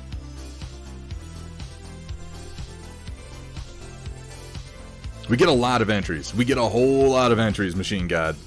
No, Steeler. No, Rule 1 is still in place, Steeler, for the love of God. Oh my God, there's like 5... I'm just gonna drink my beer. If you do this many hydrates... Thunderhead Studios. Just drink your beer. The only rule is... Please don't show me your genitals. Have fun, be safe, and above all... Don't show them. Oh God, for the love of God. And yeah, collages. You can still combine multiple photos into one collage. It is just to make it easier for me to make sure that I'm giving everyone's post the time and consideration that it deserves.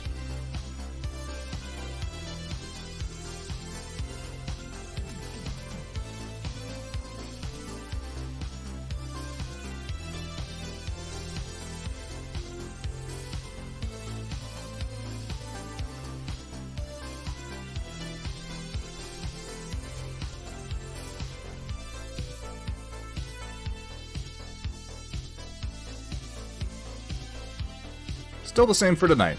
This will go into effect on Thursday.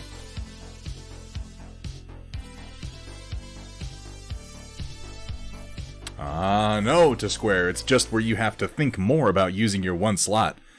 Oh God, excuse me. For Jackbox or Food Picks, that's all.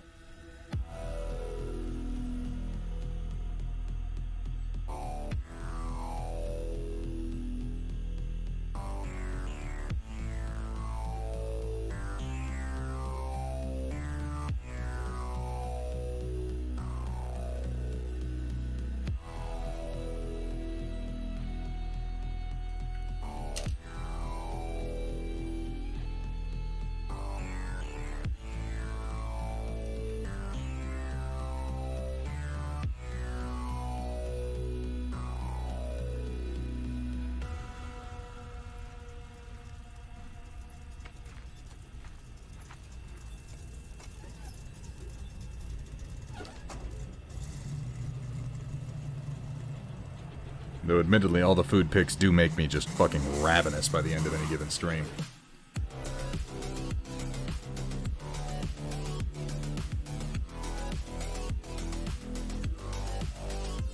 Let's blend that out.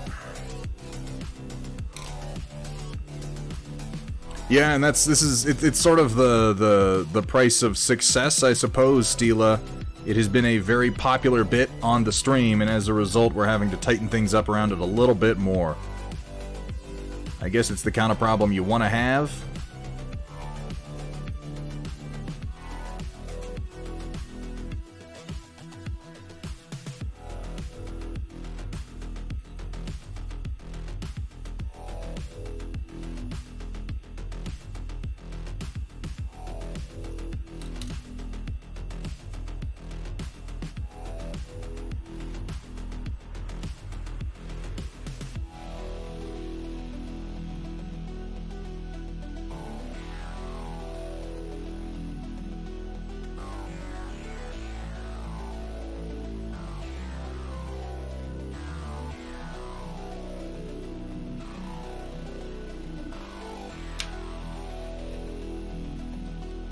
Little light blend here.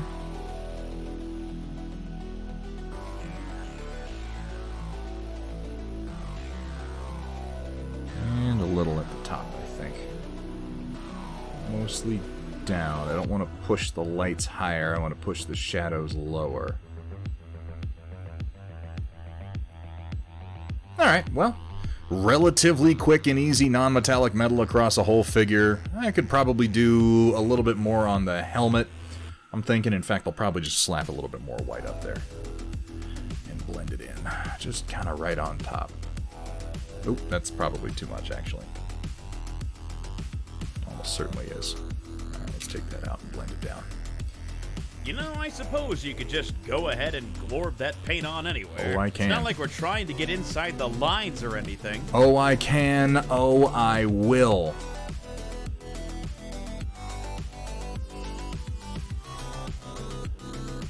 Blend those edges in a wee touch. Leaving a couple of interesting volumetric shadows to kind of sell the shape. Alright, what do you think?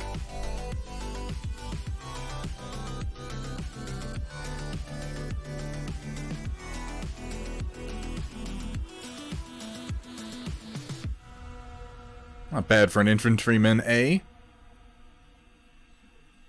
Let's do it again. I'm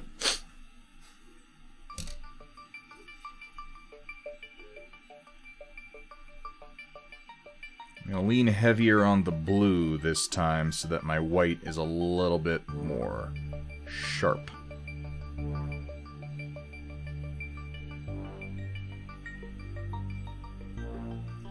How's the Warhammer dude coming along? Oh, I did another arm. I'm working slow on this guy, Stila. But yeah, Sanguinius is definitely coming along.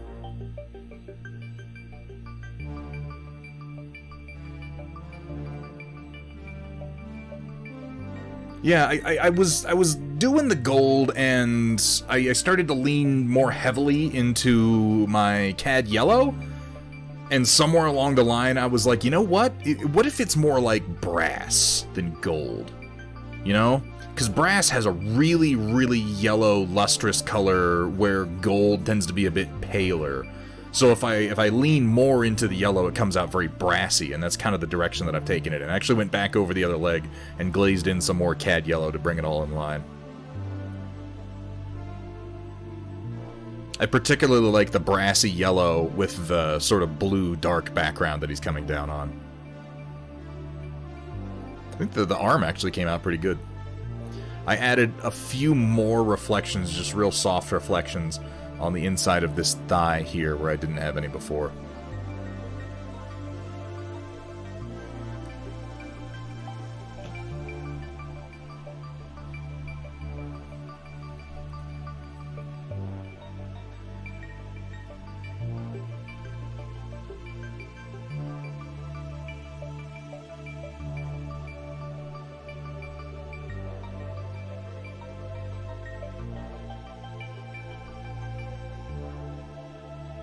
Dat brass, indeed. It's definitely what I'm talking about.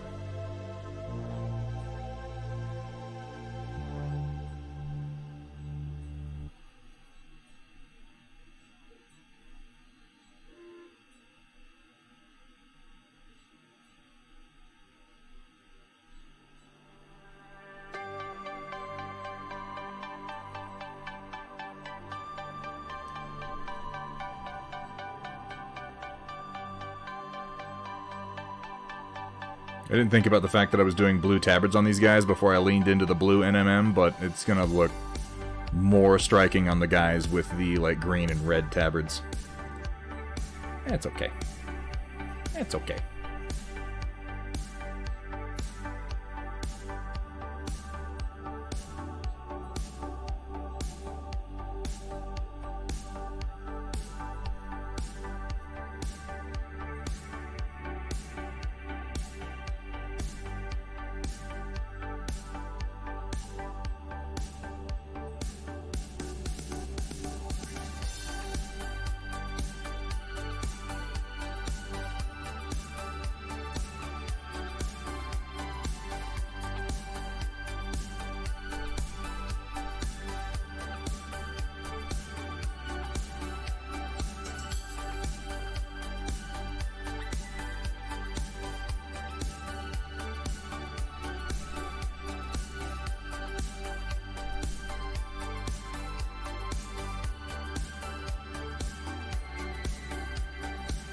Tell you, with these oil paints, I've been trying real hard to be as cool as Steel a Rebel, James Wapple, and as soon as I get caught up, as soon as I'm like, I'm starting to feel comfortable with this, I'm feeling pretty good about my oil painting, what do? I go over to their streams, and Wapelius is like, you know what's amazing is not thinning your oils, just use them right out of the tube, and I'm like, you son of a bitch. And Steel is like, ooh, I want to do that too. I'm so cool. I'm just like James Wapple. They both fucking waited. They waited for me to get comfortable with pre-thinned oils and tubes, and then they changed things up just to be different, just so that they could be like, yeah, but that Thunderhead, he's 6 months behind the curve. This is what you get for trying to keep up with the Joneses, folks. It's not worth it.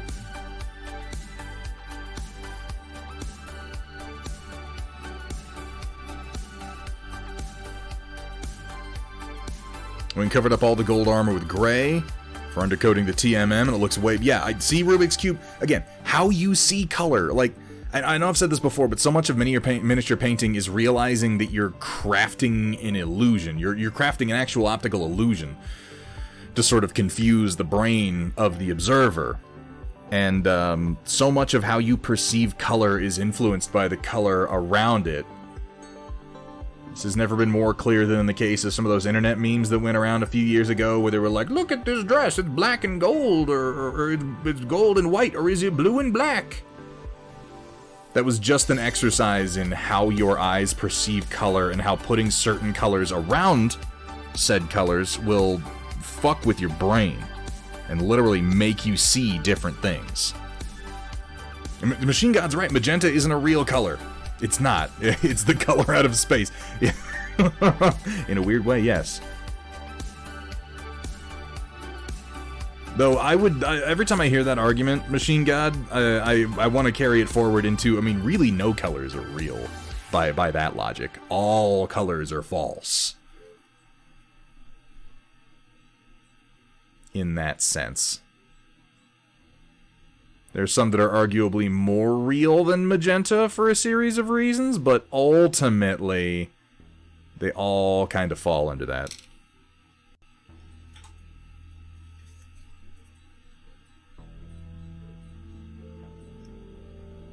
Oh, I primed a random hair to my model. Oh, how charming.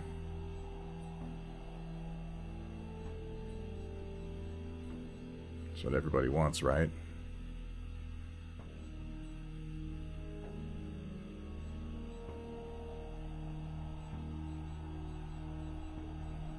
Get that out of there.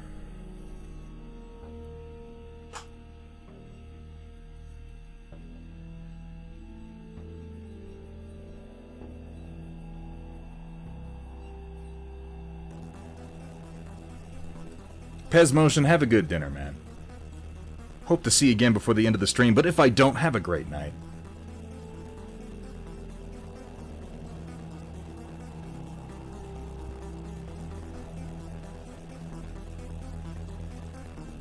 Oh, the Fly has come to join me again tonight.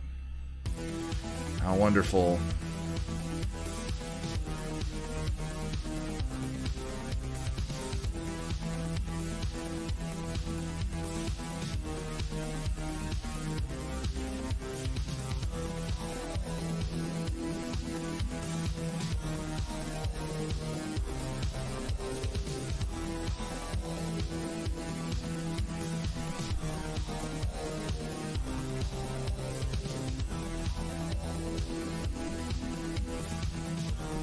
Absolutely, Rubik's Cube.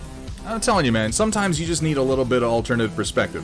What you just experienced is precisely why the Storm Report exists, and why I encourage people to share their work even when they don't want to, is because I'm gonna say it one more time. I know I've said it 100 fucking times, and you're gonna hear it again.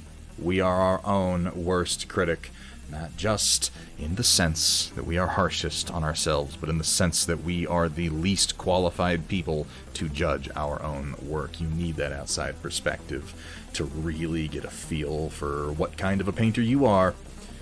Sometimes you've got a style all your own and you don't even realize it until someone comes along and says, wow man, I love what you did here, and you go, oh shit, I did do a cool thing. And then you can pursue that.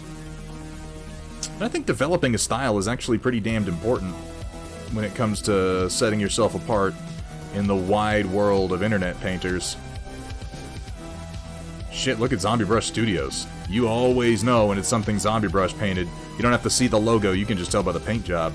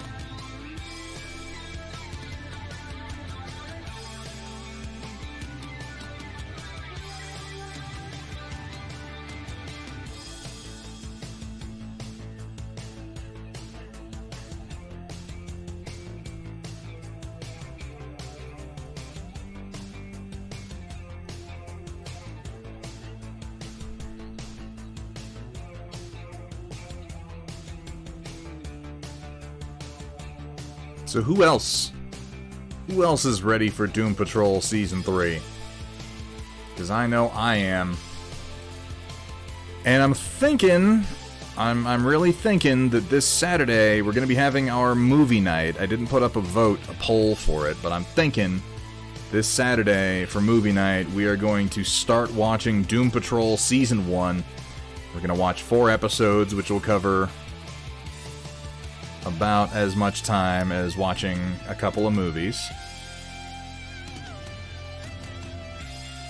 Starting probably around maybe 6 p.m. Mountain Time. If you guys are interested in joining us, that will be on the Discord. If you've already seen it, there's no reason not to join. If you've already seen it, you might want to watch just to refresh, because honestly, the first season of Doom Patrol is so good. It's so good. That's why I'm excited to rewatch.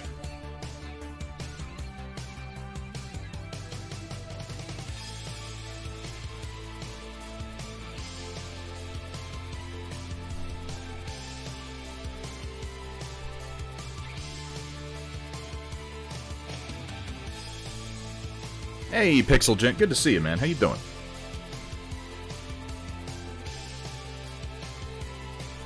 Yeah, no, Zombie has been busy with real life for a little while, but he's been talking about starting back up when he gets a chance.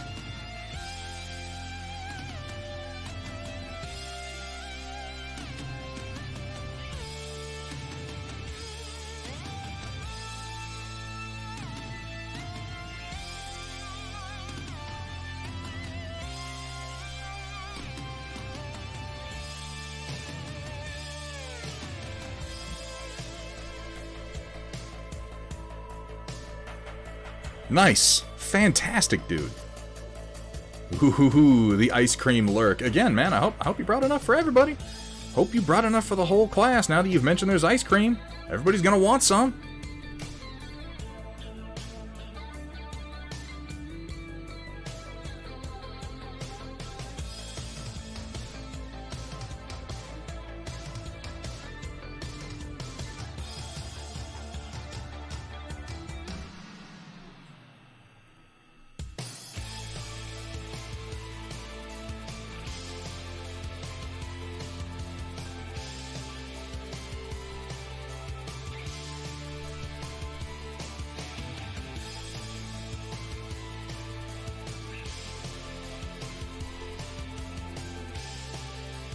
Swear to God.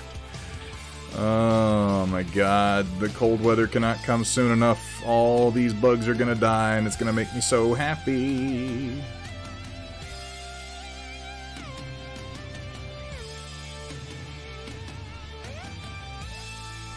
Moral like burritos. Ooh, a moral burrito. That sounds nice. Morel. That's a mushroom joke.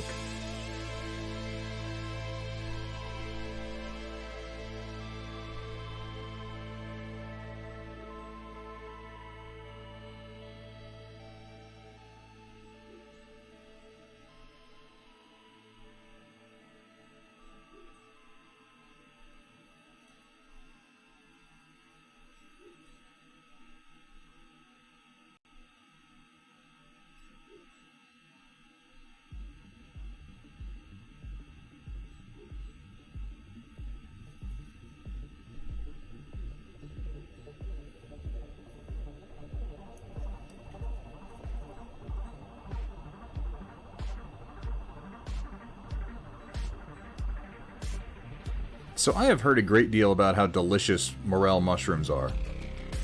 People get, like, obsessed with them. There are whole hobbies built around, like, finding them. I've never had a morel that I know of. Like, I might have had one in something and not known that's what it was, but I've never consciously eaten a morel mushroom.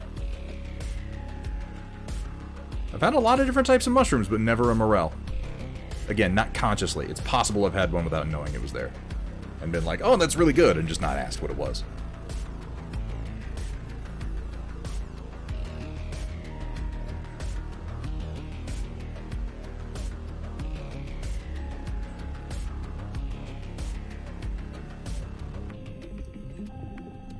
Everyone says so, Data Nerd. Everyone says they're just the fucking bee's knees. But I couldn't speak to that.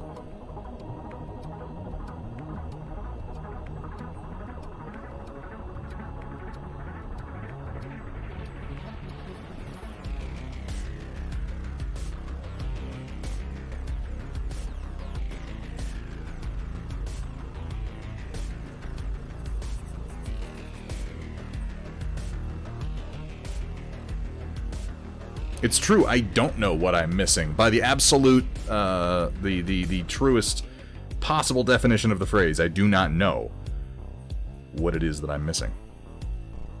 The fungus is among us. Beware of the blob, it creeps and squeaks. I don't know that. I don't know the lyrics. I don't know the lyrics to the Blob song. I just know the beginning of it. Beware of the blob.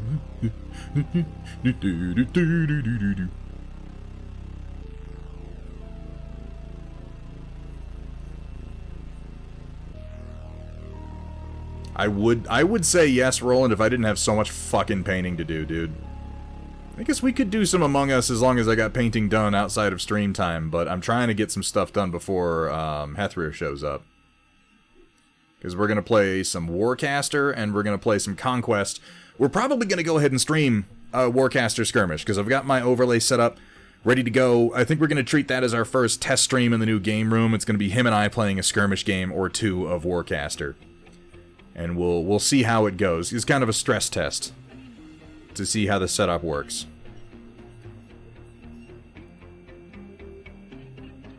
Ooh, it sounds like those crystal forests from Vergaderung just got done. I'm going to give that a minute to cool off. And when that's done, when those prints are ready to come off the plate, I'm going to take a short bio break. I'm going to pull them off at the same time. And I'm going to take my dog out because she needs one walk during the stream.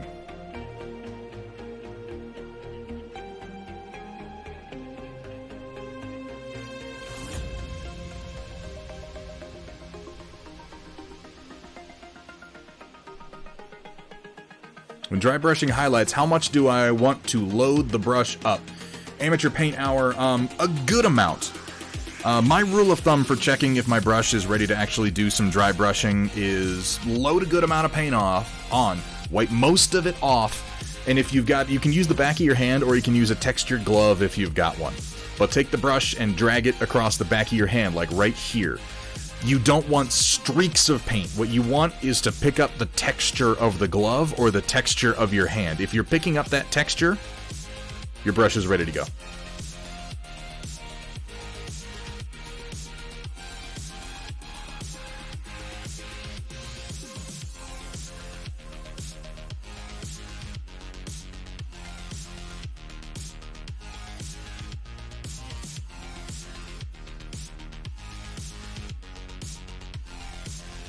Absolutely, Amateur Paint Hour.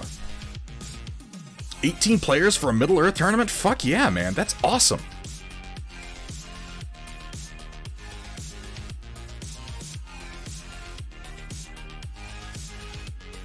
That should be a fun tournament, Rodan. You gonna get some pictures for us? I sure hope you will.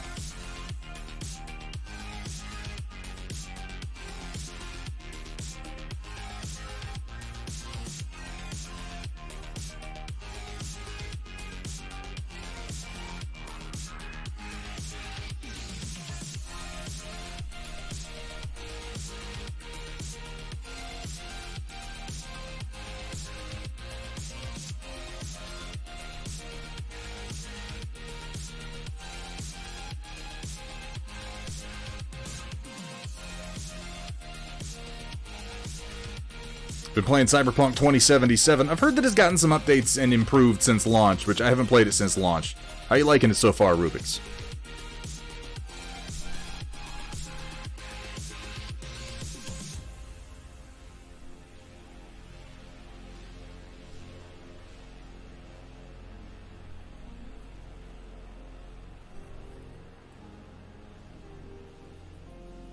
Just thin my blue just a touch more. It's going on a little thick.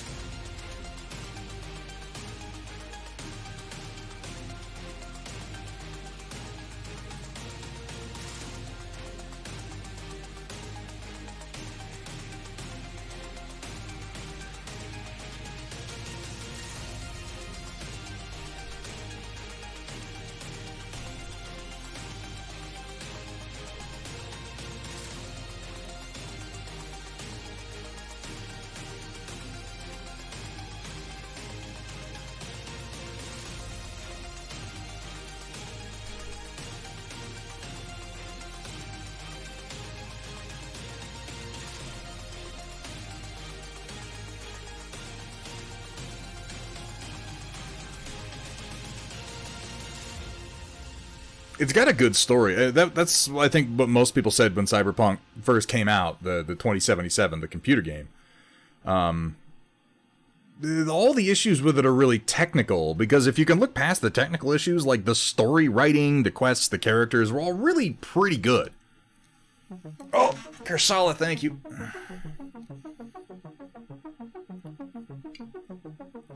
I mean, Keanu Reeves is pretty badass in that game, too.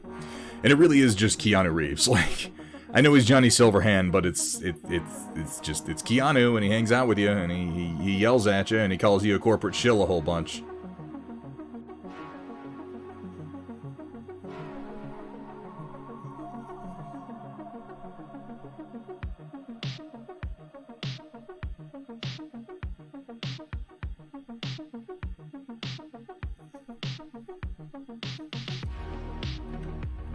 There aren't many Rubik's. There are not many cyberpunk-themed movies, which has always been kind of a surprise to me. There's obviously like Johnny Mnemonic, Strange Days. I'm trying to think of other, like, and not just movies with cyberpunk themes, but movies worth watching with cyberpunk themes seems to be the real challenge. Because you could be like, ooh, Lawnmower Man, but also, fuck you. Fuck Lawnmower Man. What the fuck was that?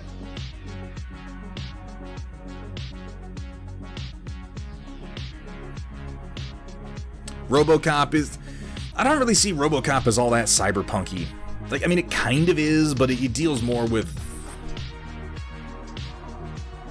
I mean, I guess it is. To a degree. Fifth Element... God, that's a real tenuous connection. One of the best cyberpunk stories I can think of is honestly an anime.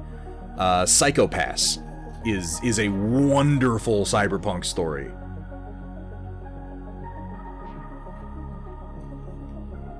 Because to me, cyberpunk has to a degree, really deal with transhumanism, and RoboCop, while fun, doesn't really delve into transhumanism all that much. It does for the sake of the individual story of the character, but not as a broad concept.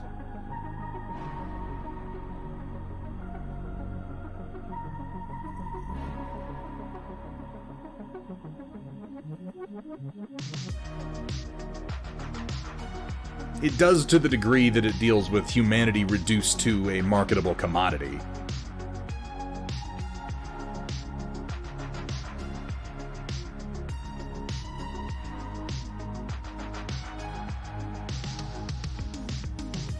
Yeah, don't get me wrong, I fucking love RoboCop, I just don't see it that way.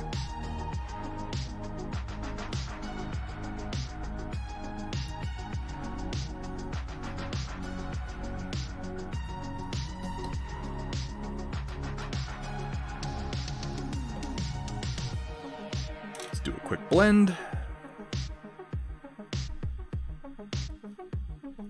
Oh my god. What's up, Penis Land Warrior? How you doing today, man?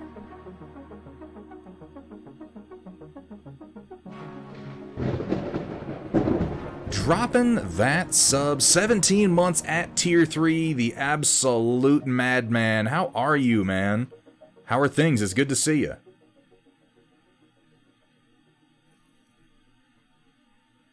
I'm over here trying to learn, practice some new techniques today. Not totally new, I've been practicing them for a little while, but I'm only just now getting to a point where I feel like I'm competent enough to do them on purpose. Thank you so much for that resub, by the way.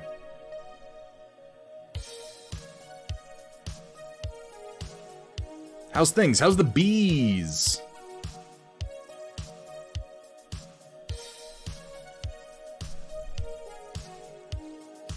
Yeah, RoboCop really doesn't talk about... Well, no, you get an idea in RoboCop for the state of the rest of the country, because you remember in the news in the beginning, they're like, a satellite fired off accidentally and killed 5 politicians in the Middle East. Whoopsie-daisy. So anyway, back to our story about, like, it clearly the world is in political dire straits.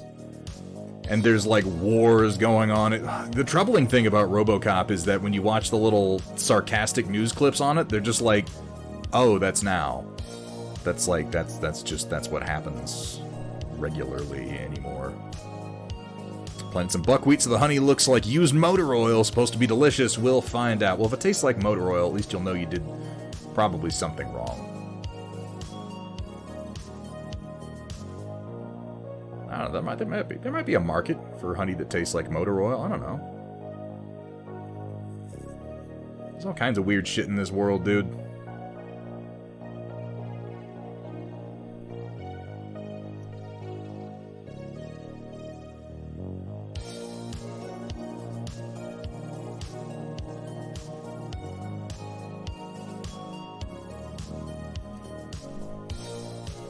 Dude, I am so fucking into that. Yes, please. I will eat your honey all day long. And that both is and is not a euphemism. Depends on how you feel about it.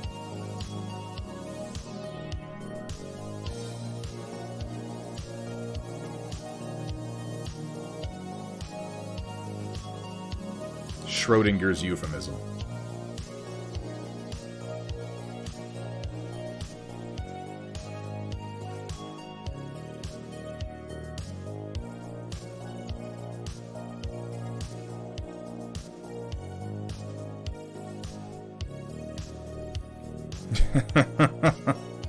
Unfortunately, in the case, it wouldn't be Thunder Honey. It would be Penis Land Honey. That's... We gotta work on that marketing campaign. That can't be what we end up with. No, I'm afraid that's unacceptable.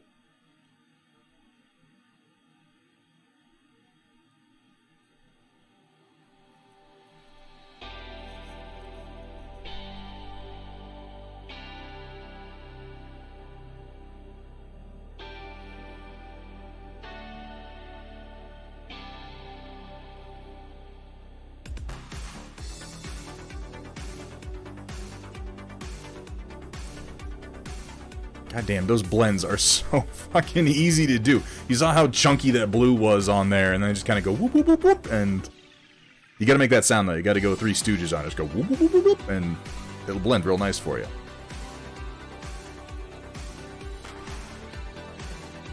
Whoop, whoop, whoop, whoop. See? Nya, nya, nya, nya. Move it, shout ahead.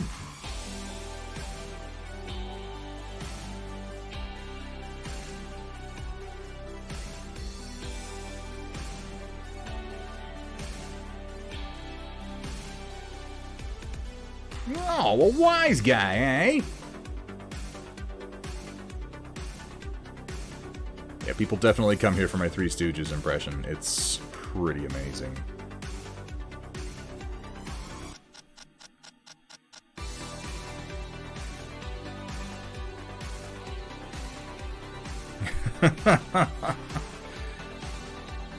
Would you like to hear my Steal a Rebel impression? Would that make you happier? Every fucking few seconds. I don't even think you realize how often you do it. Alright, let's go ahead and do some blending here on this model. I'm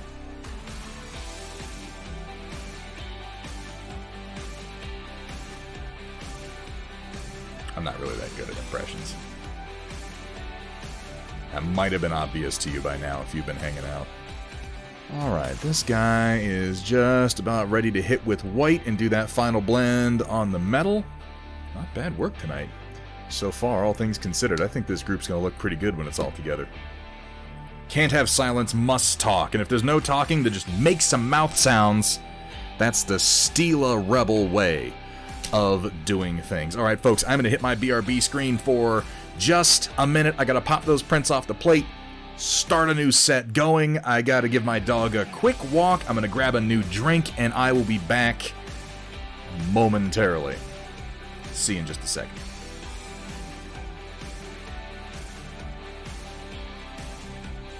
I do not say cha-cha-cha. That's not... No, that's bullshit.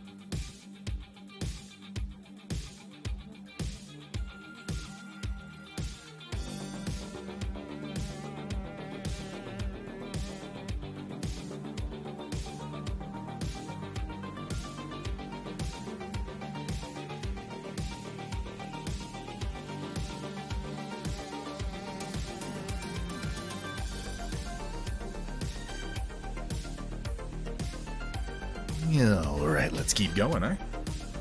How we doing, chat? How's stuff?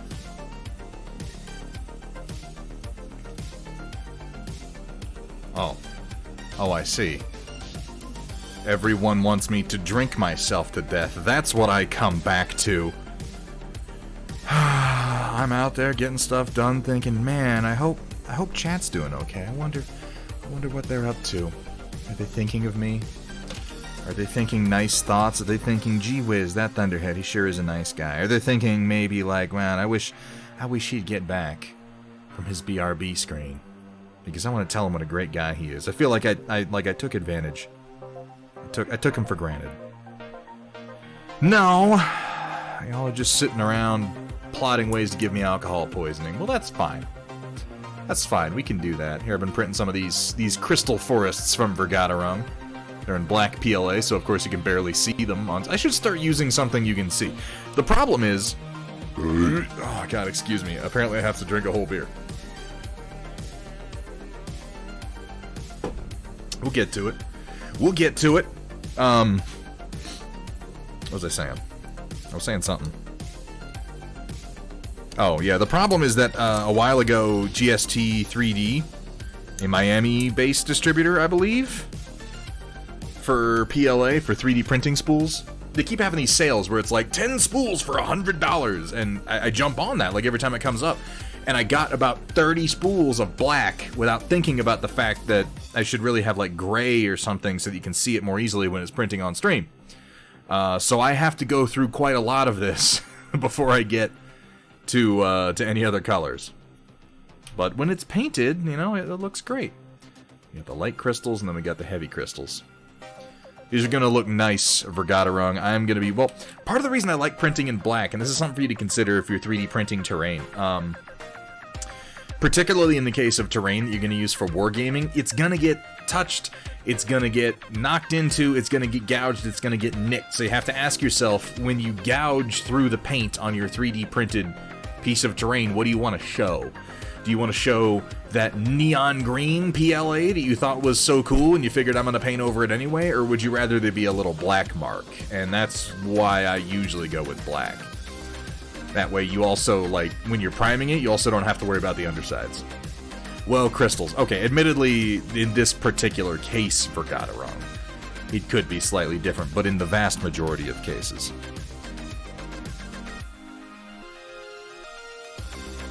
And I've decided I'm going to go ahead and mix those up with some of the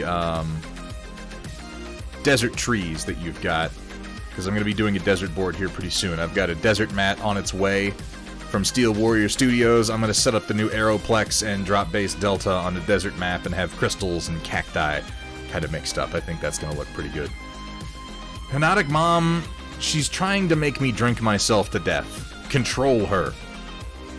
Have I ever tried the marble/stone filament? No, I have not. I've seen it, I've heard good things about it, but I haven't used it. I like these little trays, Vergaderung. I wasn't entirely sure what I was going to think of them until I got them printed out, but these are actually really nice.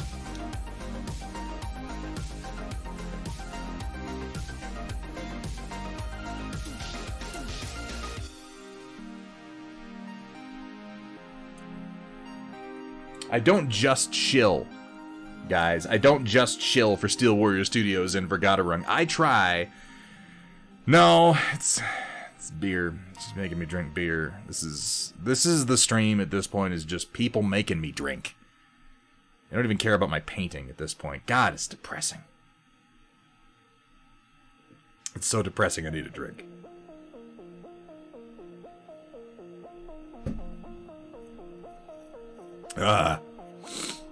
Oh, man. But my point is, I don't just chill for Vergaderung stuff. This is something that I'm very careful about, actually, because it's really, really easy when you're in a position like mine and you've got other artists that kind of work with you and make complimentary stuff to just go, get everything this guy made, he's an amazing dude. The fact is, I'm friends with Vergaderung, but... And honestly, I expect this from you too, Verg. If I ever make something that sucks... please tell me. Like, I want to know that. If I don't know it when I release it, I clearly need someone to tell me that. And I've gotten some critique. from Vergaderung and Cyberknight and you know, things that they'd rather see in my files, and I always kind of process that when I'm working on things. And Vergaderung, if you release something and it just didn't work, I would not recommend it. And I hope that that's taken, you know, in the best possible spirit, in the spirit in which I mean it, the spirit of just honesty and respect. But having printed a number of these now, like, I'll tell you, I had my doubts looking at the renders of it, Vergaderung. I thought looking at it like, oh, some of these parts look like they might be fragile. Oh, I don't know if the trees are going to come out really... No, you did a lot of really, really good mechanical work on these to ensure that they're good and strong and print cleanly. I didn't realize all the number of places that the trees connected. I didn't quite realize that, like in the case of the birch stand, you've got the 3 trunks, which have an abnormal shape to the bottom of them, and then they all connect in the middle. So you have this really strong triangular shape to the whole thing. You've done a lot of really good work on these. I think they're fucking fantastic. Because, like, you see, there's some free files and stuff available on Thingiverse. People are always like, oh, I made some free trees. Why pay when you can get free ones? I'll tell you why you pay when you can get free ones. Because the free ones you're going to find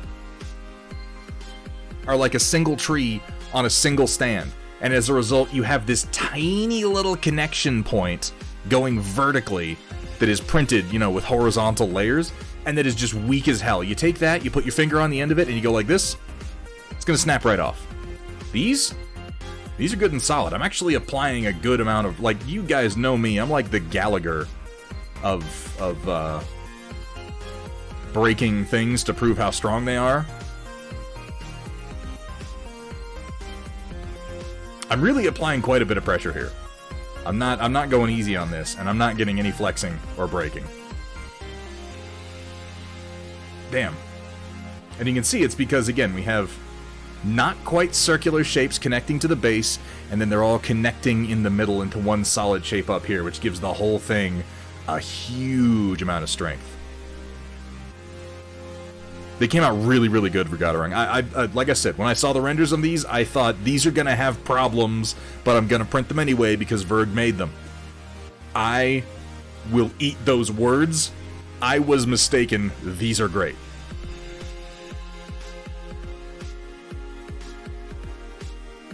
These ones, WJ, these are the crystal forests. A series of crystal clusters all coming up and together. And again, these connect well. They have good, strong, oblong connections to the base. I think this might be the weakest cluster mechanically, and even so, it's actually pretty strong. Yeah, I've got alien trees are gonna be on my next few, plates for Vergaderung, so I'll give you some thoughts on the alien ones. I'm going to be using those ones and the alien coral for my desert board. Crystals and the alien plants, and then a couple of birch trees, probably just to mix things up. These are, yeah, Gear Falcon, these are available on Steel Warrior Studios. They're fucking great and absolutely worth it. He has alien trees of 3 varieties, he has crystals of 2 varieties, and then he has regular trees of 3 varieties. I don't think I missed... Oh, no, he also has cactus. He also has cactus of 2 varieties, and what appear to be some gigantic space pineapples, which, I mean, sure. Why the hell not?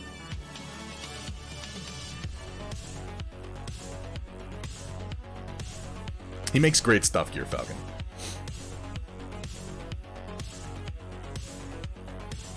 Yeah, looking at the palm trees, I suspect they might be best in resin. Because looking at the palm trees for Vergaderung, that's the only file I loaded into Cure and looked at and thought, these look like they're gonna break off. Like, just the shape of them, the shallow extension of them, and like, I don't know. I'm gonna print them, I'm going to stress test them, and then I might do them again in resin. They're certainly the most detailed of the files. Alright, let's get back to work on this guy and see if we can't finish the metal before it's time for the storm report. I think we can. I believe in us.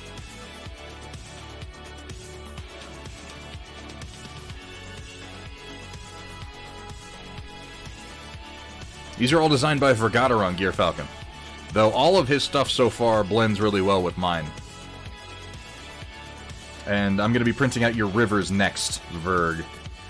Also, we should make some integration pieces, like a bridge.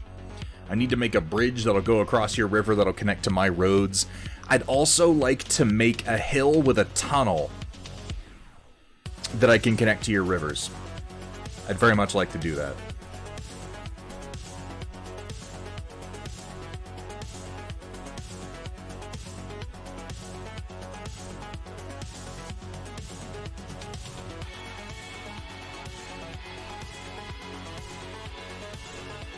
Thinking about a waterfall? That's a good idea.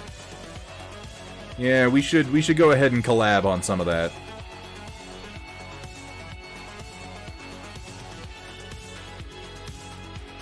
As it is, all our stuff already goes really, really well together.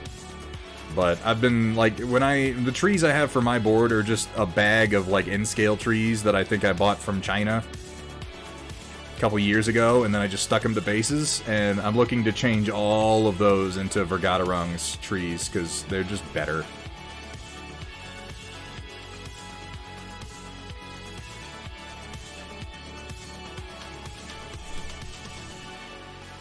Oh man, Riot Sister, I hate that I heard that as I read it.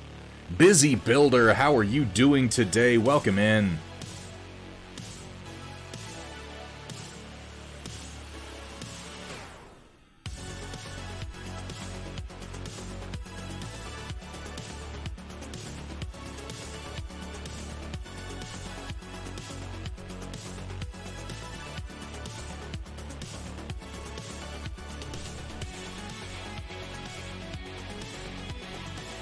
Don't go chasing waterfall. Fuck.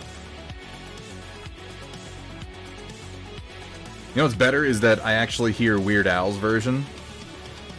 Don't go making phony calls.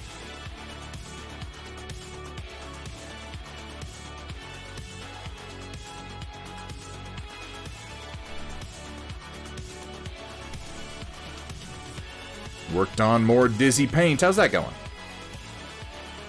I hope well.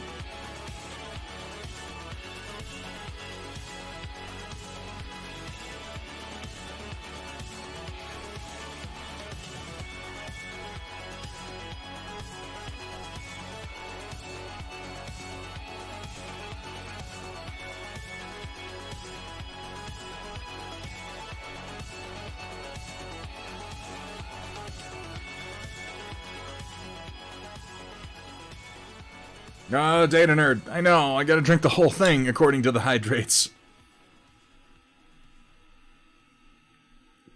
Oh, bear with me. I don't want to drink myself to death live on stream. I think that's probably against TOS.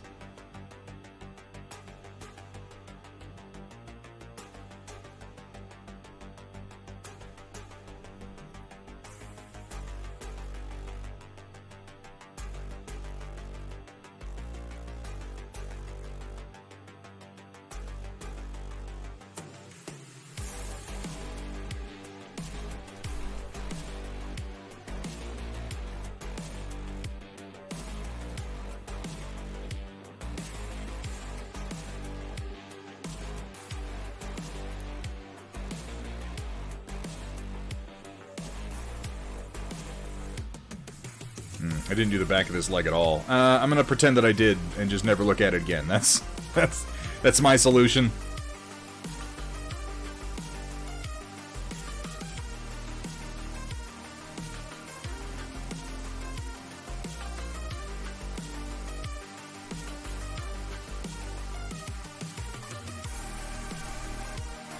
What would we do without our Thunderbutt? You'd probably just be watching something on Netflix right now. That would be the sum total of the difference in your life.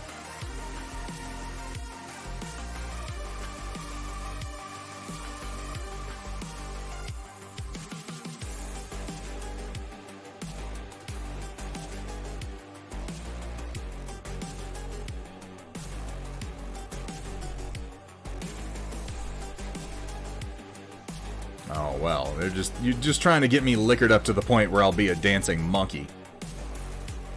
Joke's on you, I would do that anyway.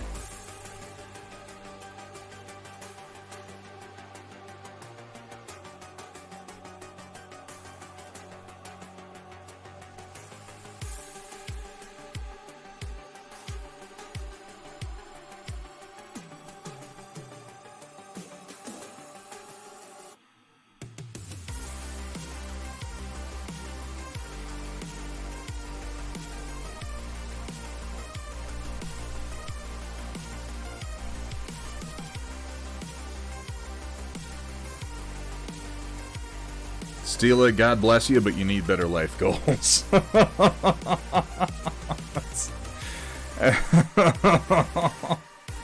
I mean, I'm honored, don't get me wrong. I feel like that list has to be begging for entries if that made it.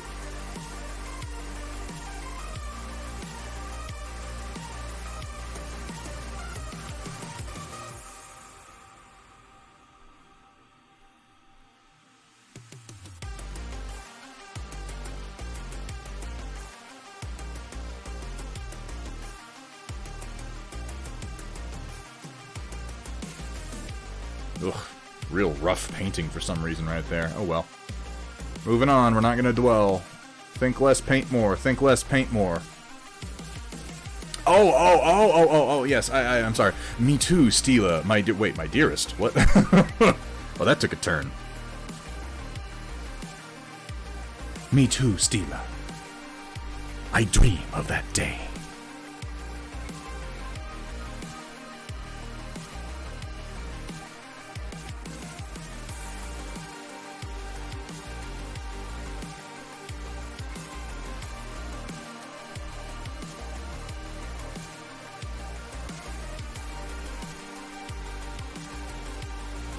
For some reason, I just thought of, like, Famous Pierre in, in Danger 5. And he meets back up with the French chick resistance fighter, and we have no history of these two characters, and she's just like, I thought you were dead. He goes, I'm not.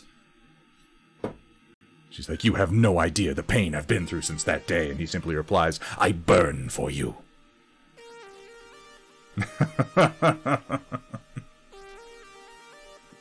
I burn for you.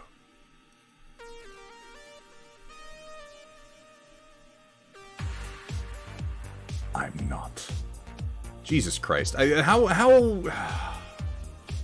Guys, Danger 5 is such a fucking good show. I'm still so disappointed in the world that it's not more popular than it is. They've started doing a podcast, which is pretty funny, so at least they're still making comedy.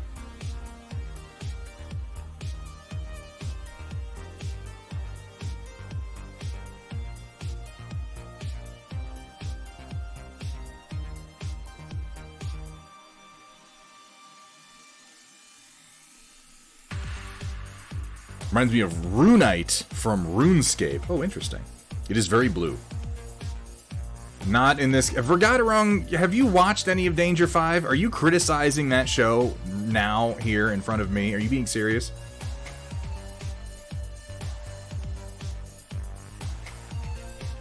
How can you have watched all of Danger 5 and not fucking love that show? How is this even possible?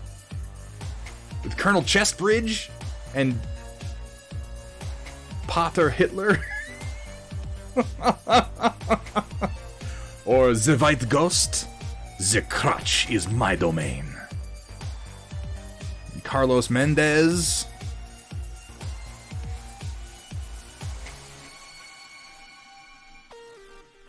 Nikita Khrushchev? And as always, kill Hitler. What's that on your shoulder, Claire? Yes, that's right. Spot on. Nothing. What's that on mine? That's right. 3 stars. That means I talk, you shut your damn mouth.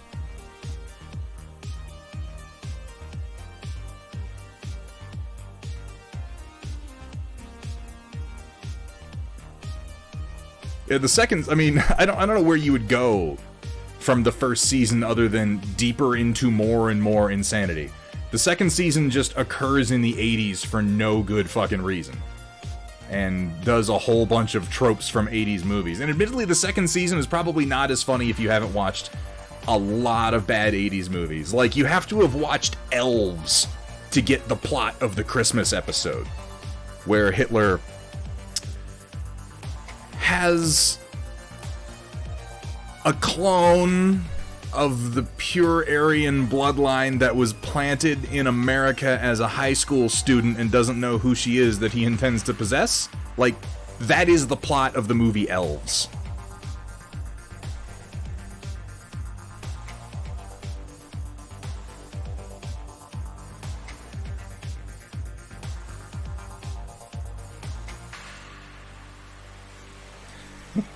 Just thinking about that show makes me laugh.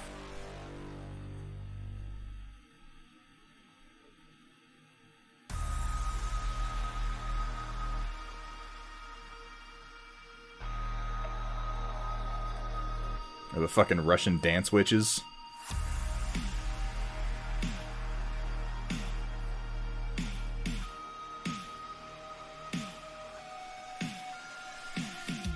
I realize nothing I'm saying makes any sense unless you've actually watched this show, and I do apologize for that.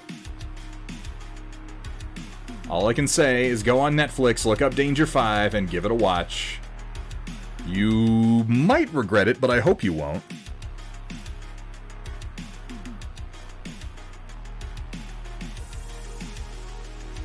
You will definitely benefit from having watched a lot of really, really bad movies and shows.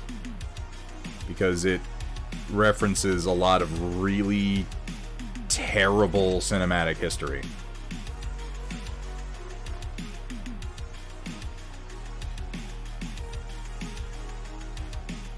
Going through your coins from the army? You have a coin from a 4-star general? Oh, fuck yeah. When did you get that?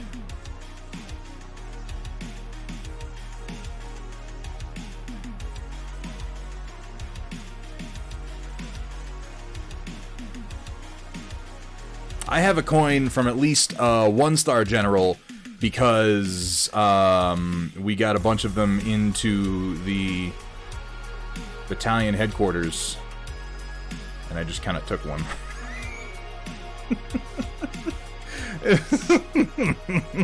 It seemed like the thing to do at the time.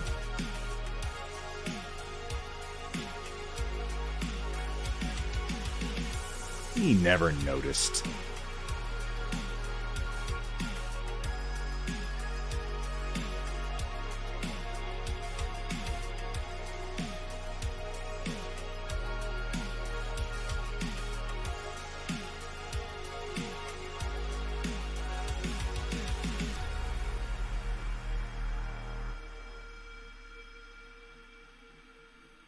Never in my life have I seen the theoretical situation where someone's at a bar and they pull out their military challenge coins. That always seems like the dumbest, dorkiest fucking thing that anyone could ever do.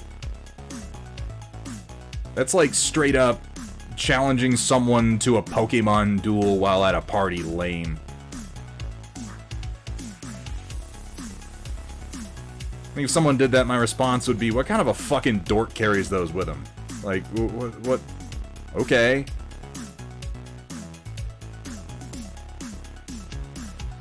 It should be like in a shadow box next to your desk or something, where E1s will be super impressed by them.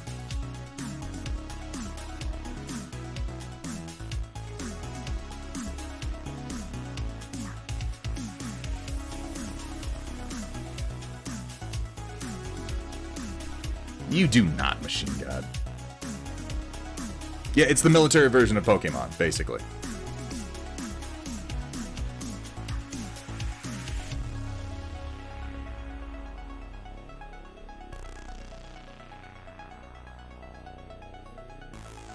I think Pokemon's actually cooler.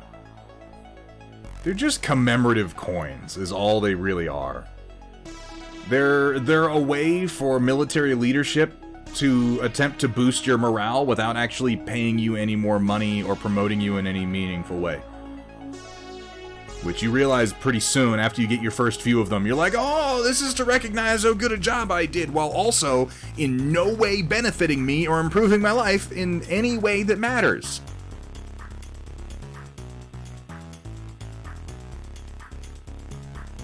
I guess I'll put it with the other one. No, it's worse than a pizza party, Rodan. At a pizza party, you get fucking pizza. You just get a stupid fucking coin. Thunderhead challenge coins.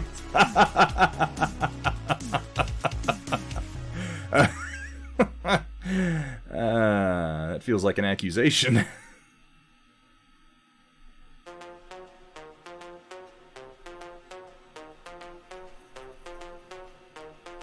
Oh, we are about ready for the storm report. God, I am so close. Oh, I'm so close. I'll make this quick.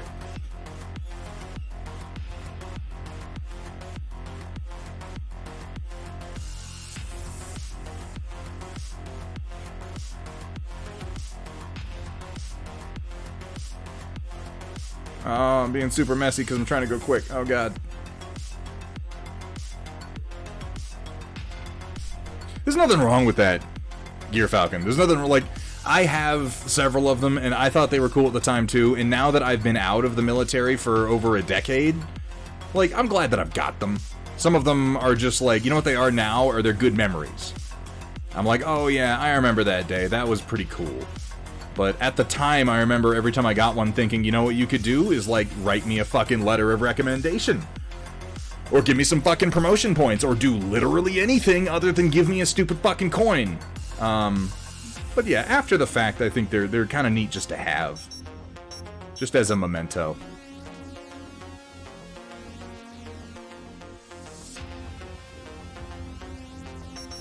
I got out back in 2010, Gear Falcon.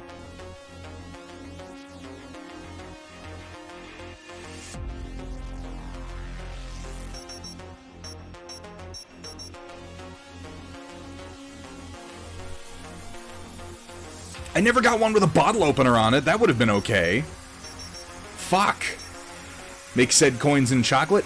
That would have been good. If there had been challenge coins that were in fact chocolate, I would have been more into that.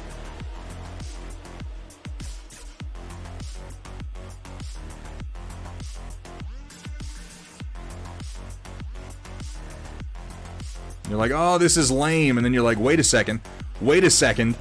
The foil peels off. Oh, that would have been so much more exciting.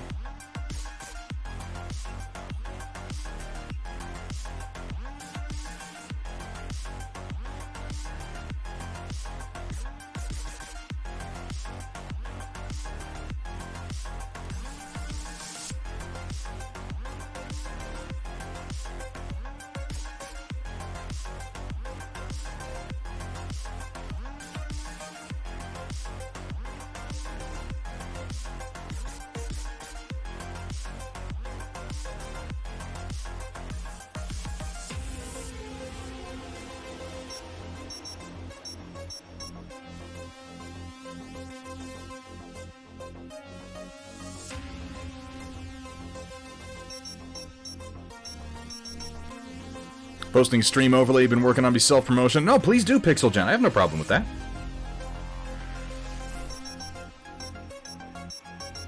You certainly can, Gear Falcon. Mafik, it's good to see you. Welcome in. Bud has a fidget spinner coin. See, again, Oprah Smash, that's, like, at least kind of cool. The only challenge coin that I really like having now is I have one from a former company that had the Cobra symbol from G.I. Joe as their company logo. And I don't like it because I enjoyed that company. I like it because it has the fucking Cobra on it. And I'm like, oh, that's kind of cool, actually.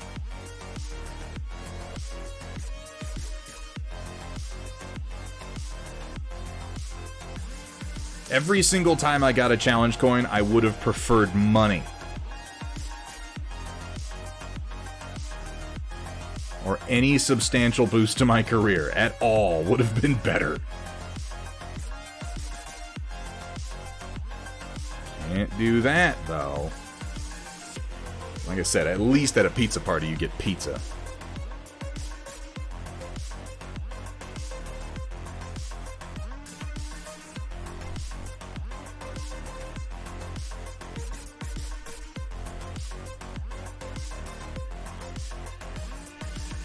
Alright, this is the last bit I'm going to do. I'm going to do this blend real quick, because that'll just take a second, and then we're going to roll right into the Storm Report, folks. Need a Cobra Commander helmet. I mean, I don't disagree, strictly. It does sound pretty badass, to be fair.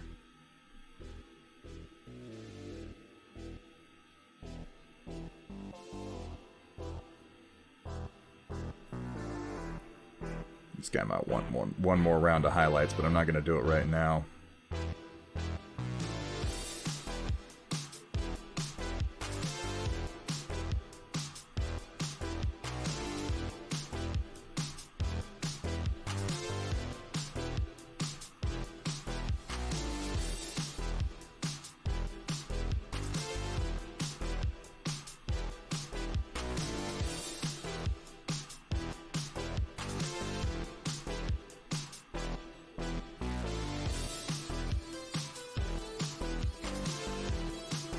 Oh my god. Oh my god. Really quick, what the fuck? You steal a wrap? I've been painting for like 2 hours and I've barely done anything here. You're just taunting me at this point. You do whole minis in the time it takes me to do one step on these things. Oh, is that a Cobra Commander helmet? You know I would have to just 3D print it, though. I gotta justify all these printers somehow.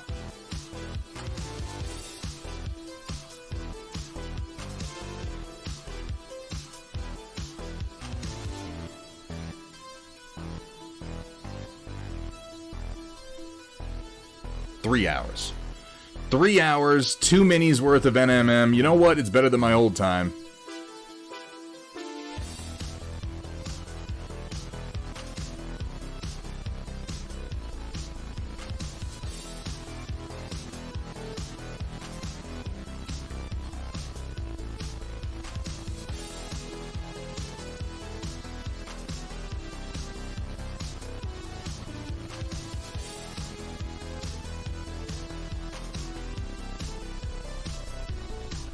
I would not describe myself as a speed painter by any stretch of the imagination, Stila.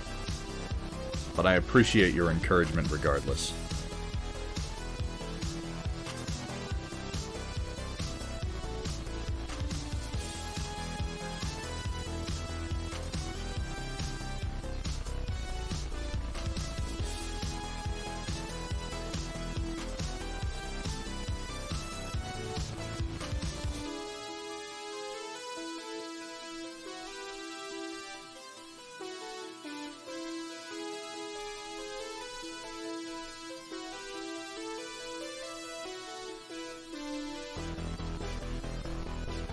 And Snake Eyes too, huh?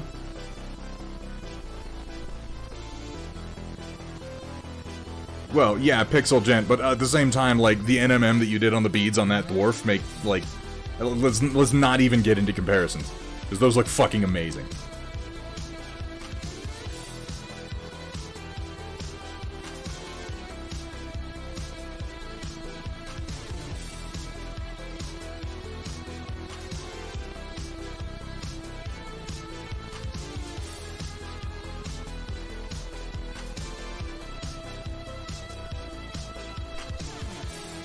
Yeah, we've all got our strengths, Stila. We gotta do that again. That was a good time. I really enjoyed that.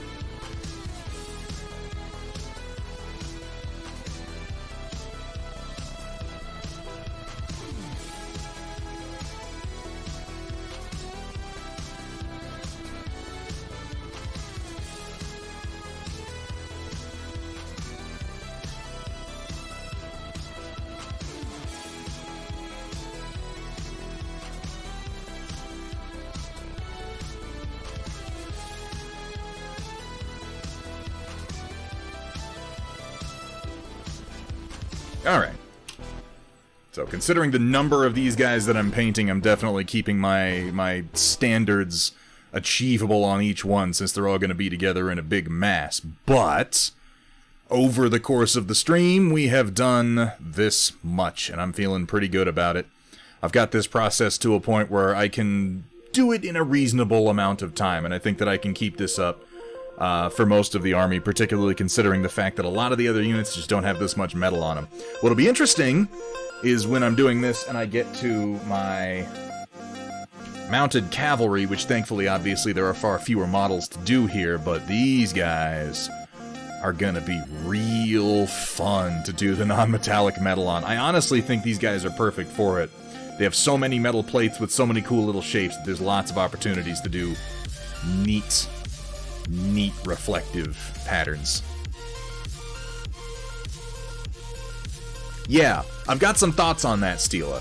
I definitely have some thoughts on that. What you got? What you got, Plankwalker?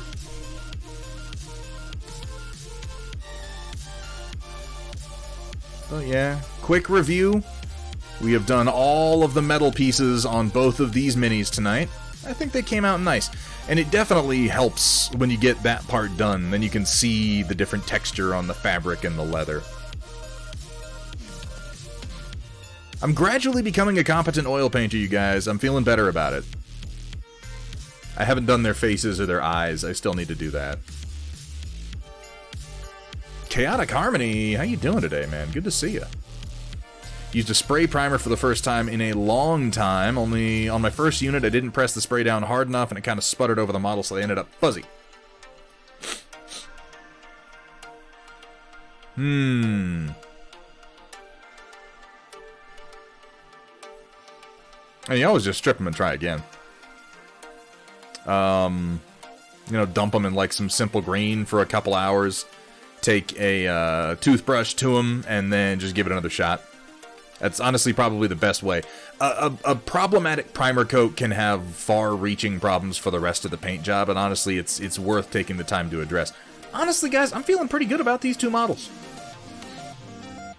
I've had a problem this year of not liking my own work, but I'm actually pretty happy with these.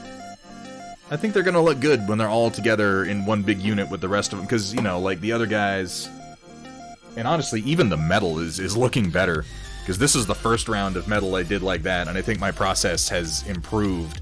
It's bluer and less white. I might come in and add some more blue tones to this, or I might just leave it.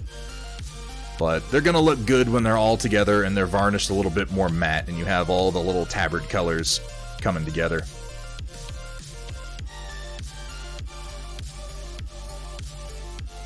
One model at a time. I'm learning what the fuck I'm doing. And I am going to, one more time, just show the Sanguinius I'm working on, because this is a bit of a transition piece for me. This sort of marks me becoming truly comfortable with non-metallic metal techniques. It's not the best.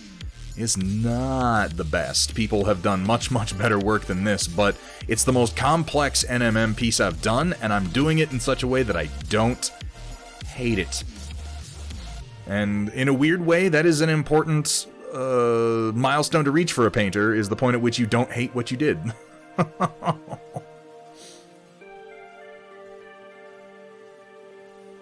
Yeah, Plank Walker, you definitely want to strip them. A good primer coat is the key to a good paint job, and you're just gonna... Here's the thing, if you try to just keep painting, or if you try to do something over top of it, you're gonna have problems, and eventually you're gonna wind up stripping it anyway. So you're better off just doing it now.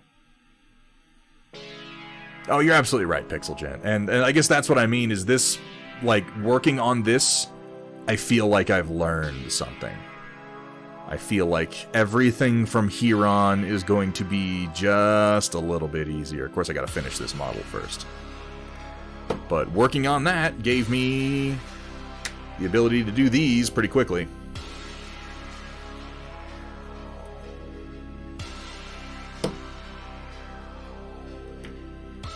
You just want to see me suffer, Gearfuck. Oh, that should wind up looking pretty good. I do still have to redo the wings, but I like particularly putting the brass next to, like, this is gonna look really good. If the wings are both done up to this standard, the underside of this one, next to the brass and the sword, I think this is gonna look fucking great. I'm just lining them up here so you can see the colors next to each other. Yeah, that's gonna look nice. I'm gonna try to have it done. I'm gonna try to have it done by the 29th because I want to be able to give it to Hethrier when he shows up. But that is gonna move us on over into the Storm Report. Let's see what y'all folks have been sharing while I clean up my paint area. Alright, Locusts and Gentlemechs, get ready to feast your eyes on glowed paint and wet palettes with the occasional culinary atrocity thrown in on tonight's Storm Report. Brought to you by viewers like you.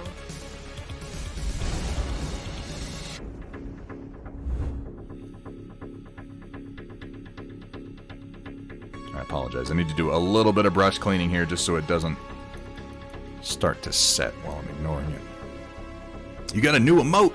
Oh, how very, very appropriate. Ban Chaotic Harmony, ladies and gentlemen. Ban Chaotic Harmony. How you doing? Are the wings too close to the stone? What do you mean? You mean in color? I don't think so. The stone is not going to get the same highlight. It looks distinctly different. The stone still needs some work. It's not done. Only the base shadows have been done on that. Some of the same colors, though. There's nothing wrong with that, though. That kind of balances everything out to have those colors repeated down into the base.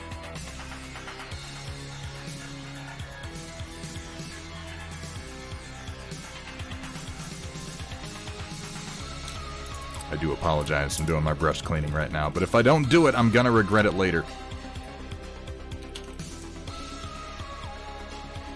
Always pays to just take a minute and give your brushes a little bit of care right after you use them.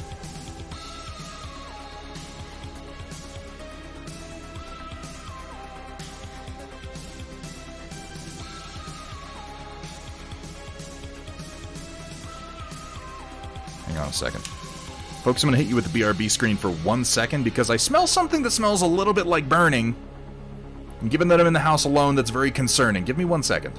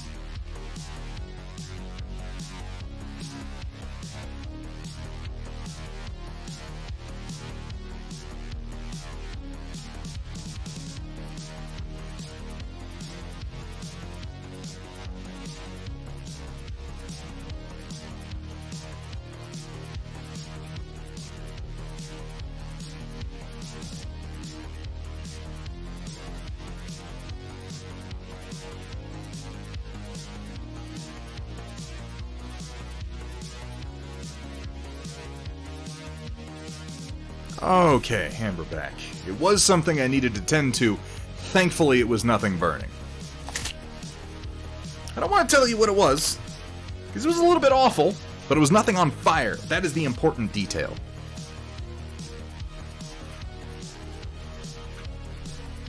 I gotta say, one of the things I love about the painting we did tonight is that I used 3 colors.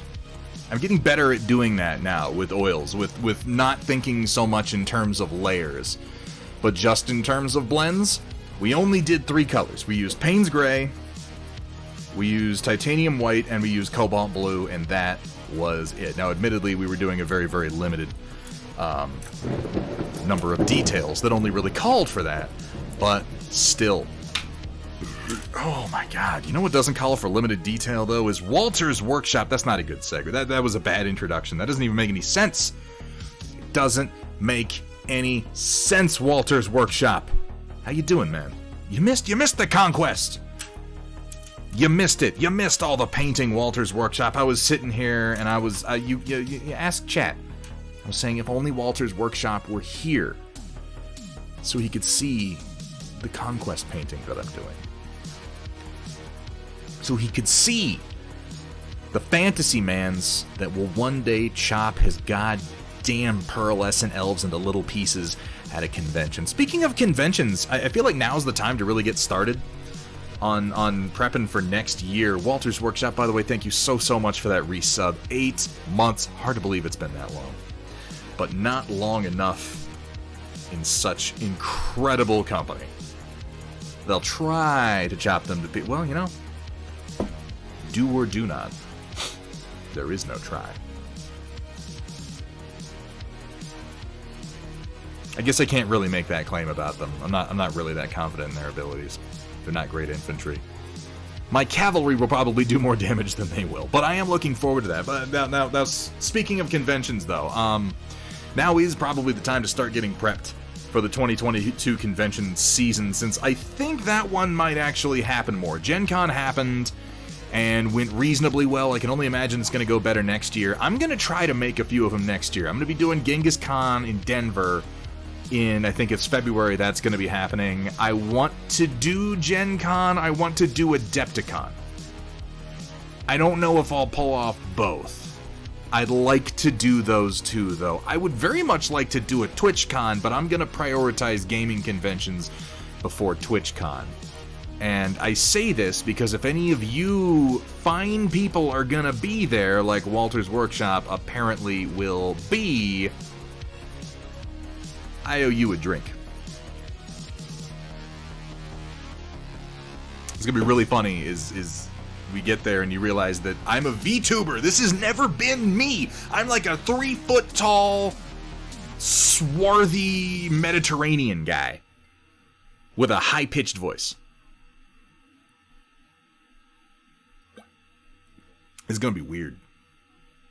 Real weird.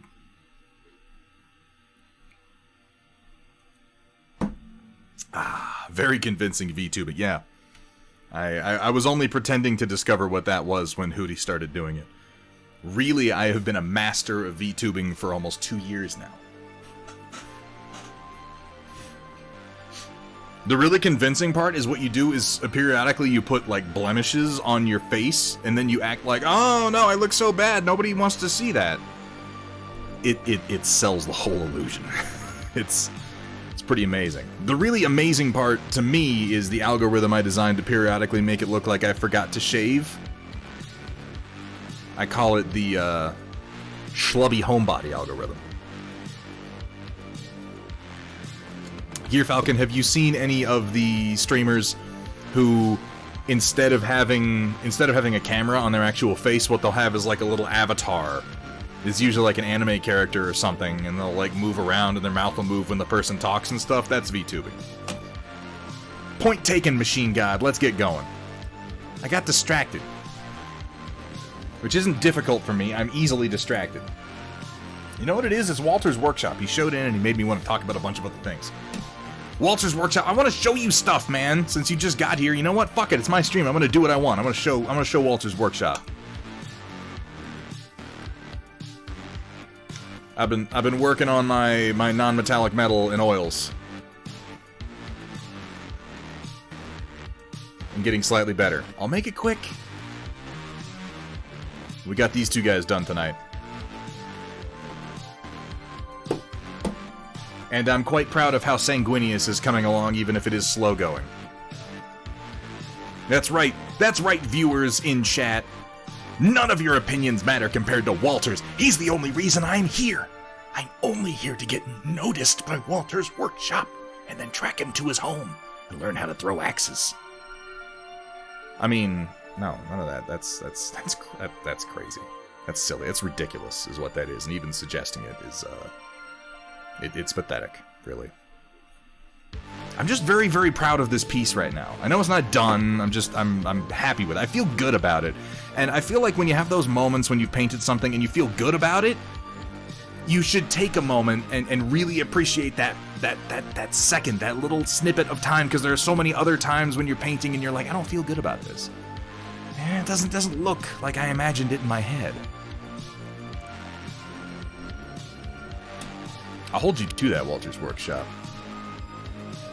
Alright, let's get started. Who do we have up first? It looks like we got Rio, Week of Chaotic, Day 4, live from the Foxhole. The streamer accompanies his commanding officer, Lara Kerensky, to view the battlefield. His commanding officer would be a dog. That makes sense. I love how serious he looks. I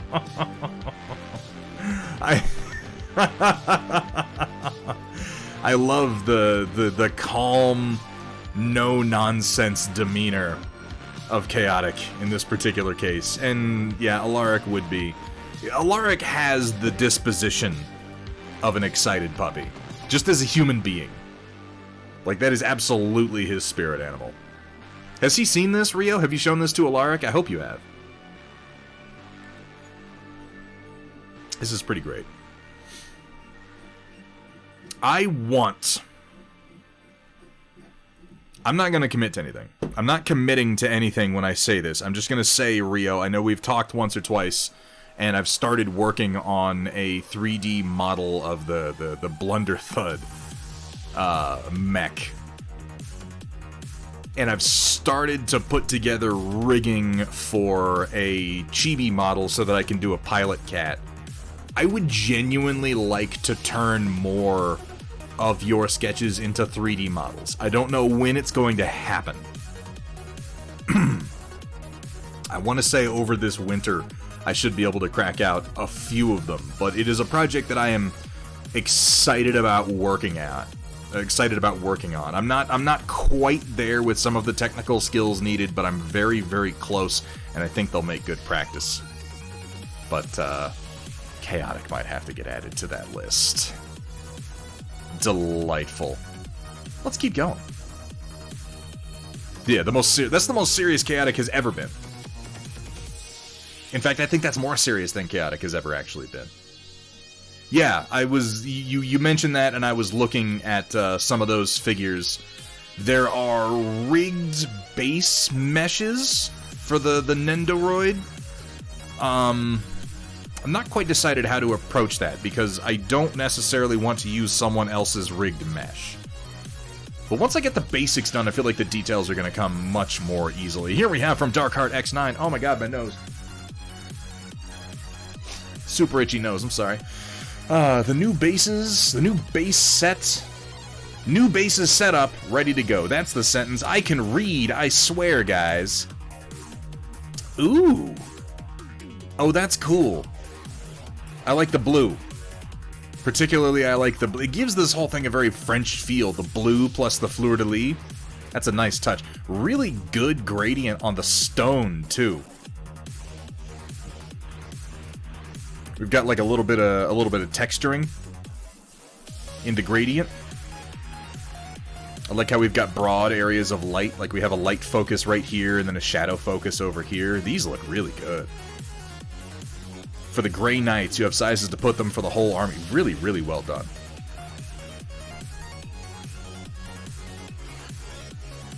I really, like, you could have just done black for this lower part, but going with this sort of sky blue and then with the golden fleur-de-lis, it looks so much like French royalty. I really dig this. Nicely done, Darkheart. Really, really well done. It has been an absolute pleasure to watch you paint these last few months. You have come a long way in a short period of time. These bases look awesome, and I can't wait to see some Grey Knights on them, man. You put some grass tufts on them, yeah, like jam them down in between. If you can get them to look like grass is growing between the cracks, that'll look really good. Nicely done. Here we have from Amateur Paint Hour, opinion time. Which one?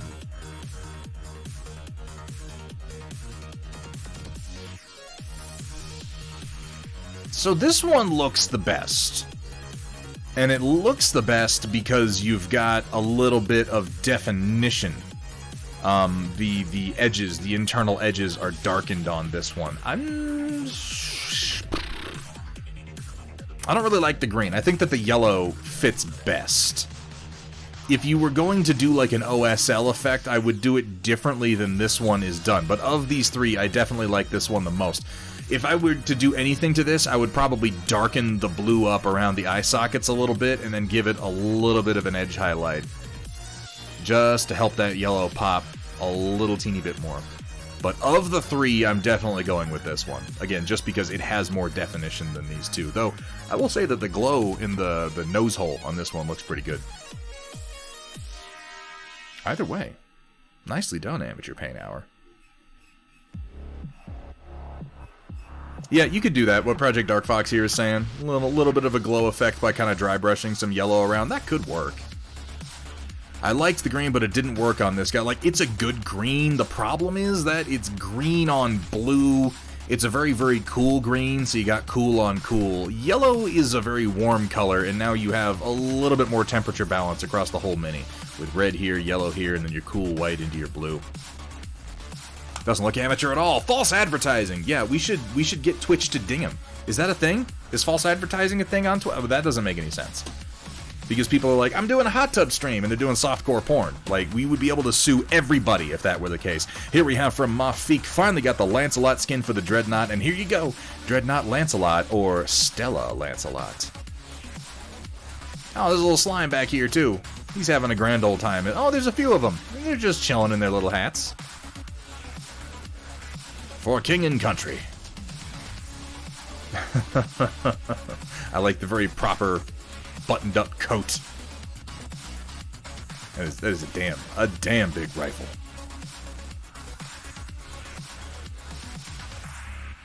The treads on the front of the shins this time. So you just kind of kneel down and then across the ground, right?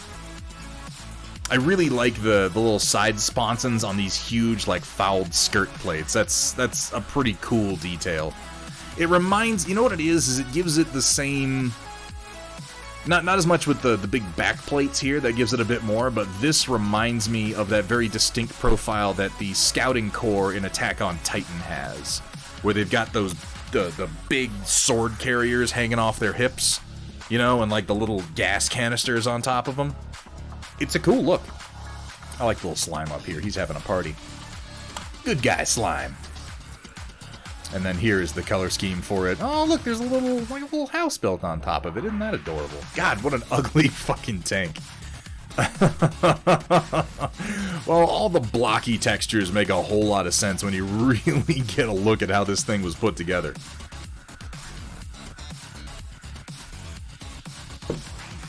Nicely done, Mafik. Very nicely done. And if you would like to see more of Mafik's quite interesting tank waifu collection, has his own art channel on the Discord. It is very much worth checking out. Let's keep going. Here we have from... The weird things are going to happen when that cannon fires. Here we have from Gear Falcon, my work in progress. Don't know if I'm too fond of it. I am going to sneeze.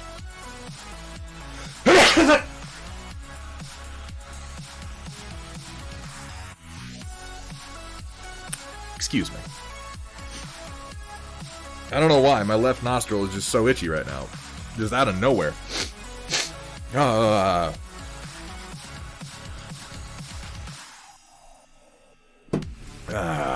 Okay.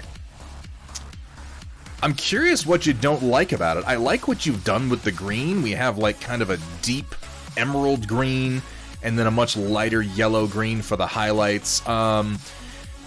What you might do, because I like this, what you've done right here. We have the highlight on the upper surface, and then it blends down to the dark green on the lower surface. This dark green should be stronger. The blend is honestly beautiful here, but this dark green should be stronger to give it more texture. Or more depth, not more texture. We've got the same thing up here where you're using that kind of yellow-green as a highlight over the deeper green. Purely critique-wise, if you're just looking for ways to improve this, because I gotta tell you, Gear Falcon, I actually quite like this paint job. I like these colors in the Jade Falcons. I know a lot of people are really sold on the more muted, realistic, camouflage-type colors on their mechs, or at least the dark colors, but I am a really big fan of bright colors on minis. I'm the same way when it comes to like 40k. Like I'm an Imperial Fist guy. I like my guys yellow and red. And when I think Jade Falcons, I really like, yeah, exactly, Asri. I like the vibrant green. I like the vibrant yellow. If I was going to change anything on this, I would deepen some of these blends to the dark green a little bit. I might do some edge highlighting on the places where there is none of the yellow green, just to spread it around real sparse. You don't have to do a lot. And the yellow. The yellow lacks depth. That would be my only real critique of this right now. And I think if you added some, like, it has some, I can see that you did a layer on it, but again, the layer isn't quite strong enough. You want that deeper brown to show through, like on these panels, if this lower area went to more of a deep golden brown here and here.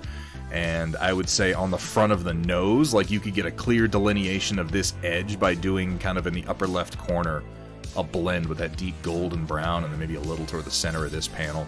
I like the red. I like the red cockpit glass. That's a nice touch. I think that a few small changes that really just amount to deepening your blends to give more depth to the color palette, it would be the best improvement you can make to this.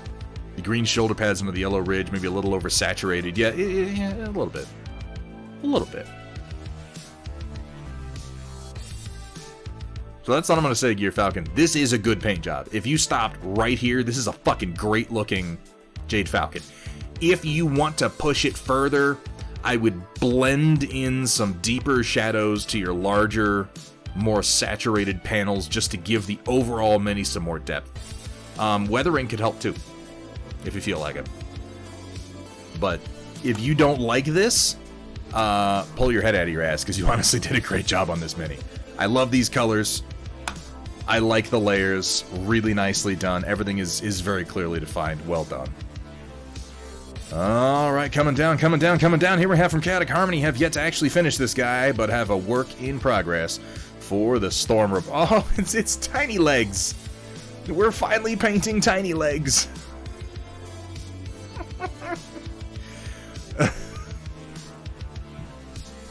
I hate this. I hate everything about this. He's riding a little drone. Chasso tiny legs for September. Oh no, that's terrible. I like how he's like, ah, like it's like the freeze frame at the end of the movie when they all jump up in the air, you know, like in Celebration. That's the energy I'm getting from this guy. I'm digging the skin tones, and I really like the red highlights you got here. I love how we're going from deep red almost all the way up to orange. It makes it really, really highly contrasting. If you made that orange a little bit sharper on the edges and just blended a few, because obviously we're work in progress. So take anything I say with a grain of salt, because half the time when you critique a work in progress, you go, oh, you should do this thing and this thing, and the person goes, yeah, I know, it's a work in progress. I was going to do that next. Just saying. If you push that orange and lay in maybe even a darker red into some shadows on here, and something you might consider, if Chaotic Harmony, if you feel like getting fancy, and you're doing some deep shadows in your red, mix in a little bit of green. Mix in just a little bit of green. It doesn't have to be a lot. Very, very subtle. Mix a shade that is your base dark red, a touch of black, and a touch of green, and try thinning that out really, really heavily and just kind of glazing that into some shadows. Practice it on some of the lower parts of this model, where if you don't like the result, nobody's going to see it anyway. But I think you're going to like the result, because if you have a deep green shadow and then this orange highlight with this mid-red, it is going to pop like fucking crazy. It is going to go off. Really, really nice work, Chaotic, and I cannot wait to see that finished. I'm going to talk more shit about it when it's done. I'm absolutely going to make fun of it, but I will still likely be impressed by it regardless. But you knew that when you made Chasso Tiny Legs, so I feel like you brought it on yourself. Oh, here we have from Machine God, about to make the Predator poop his fishnet tights. Ooh, we have a reimagined Elemental. He's a big boy, too. What scale is this one meant to be printed in, Machine God? Look at this. Look at this guy. I like these proportions better, honestly, than most of the Frog. Now, admittedly, a lot of the proportions of the Elemental, I feel like they stay the way that they are, kind of exaggerated, because they need to be made in 6mm. And in 6mm, this guy, yeah, I was thinking 28, because of the detail that you have on here, Machine God. Because if you printed this guy in 6mm, and I could be wrong, I feel like his proportions might wind up making him look a little generic, with the only thing stopping that from happening being the distinct squat shape of the head rolling down into the chest and shoulders. That's the only part that would give me pause. But yeah, if you're going to be printing this guy in 28, this is going to look fucking awesome. This is a wonderful redesign. Look at that big nasty claw on him too. Wait a second, is this the power armor from Lone Wolf? I don't remember what that one looked like. I remember that you had one, though, in Lone Wolf. It was some specialized armor, and that's what the claw is making me think, because it had like a grappling claw that would shoot off, didn't it? It has been well over... It's been at least 15 years since I've touched those games, so I apologize. It's the advanced, but not the one you use. Okay.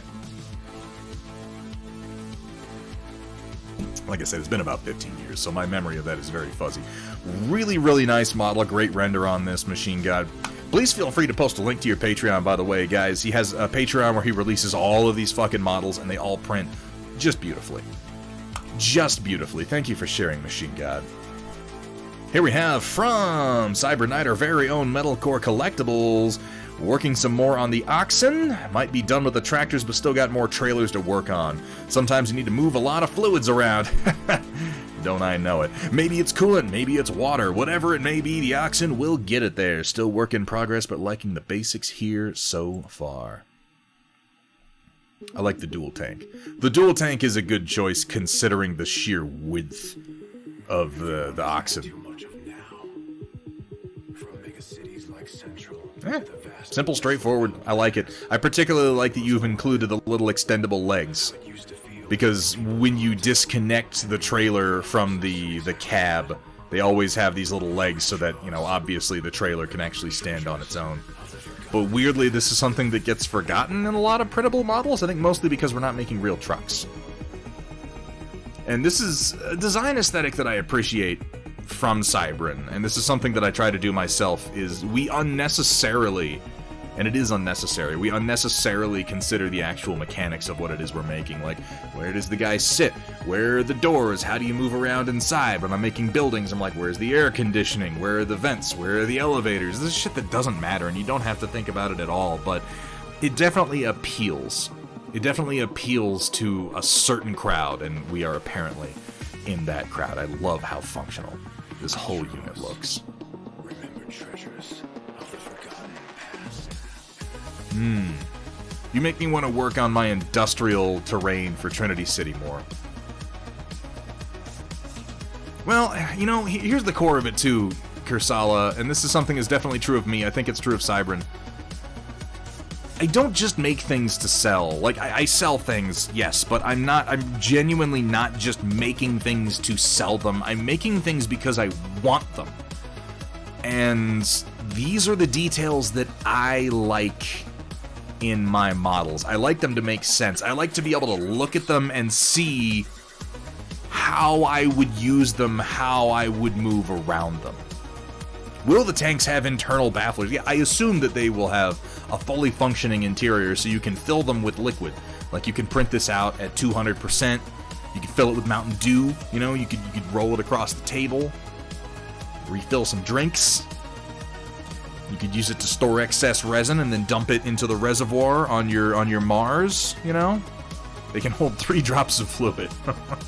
But, you know, in scale, that's quite a lot. Really, really nice work, Cybran. And guys, you can always hit exclamation point in Metalcore to get a link over to Metalcore Collectibles and check out his absolutely incredible work on the Operation Lancaster figures.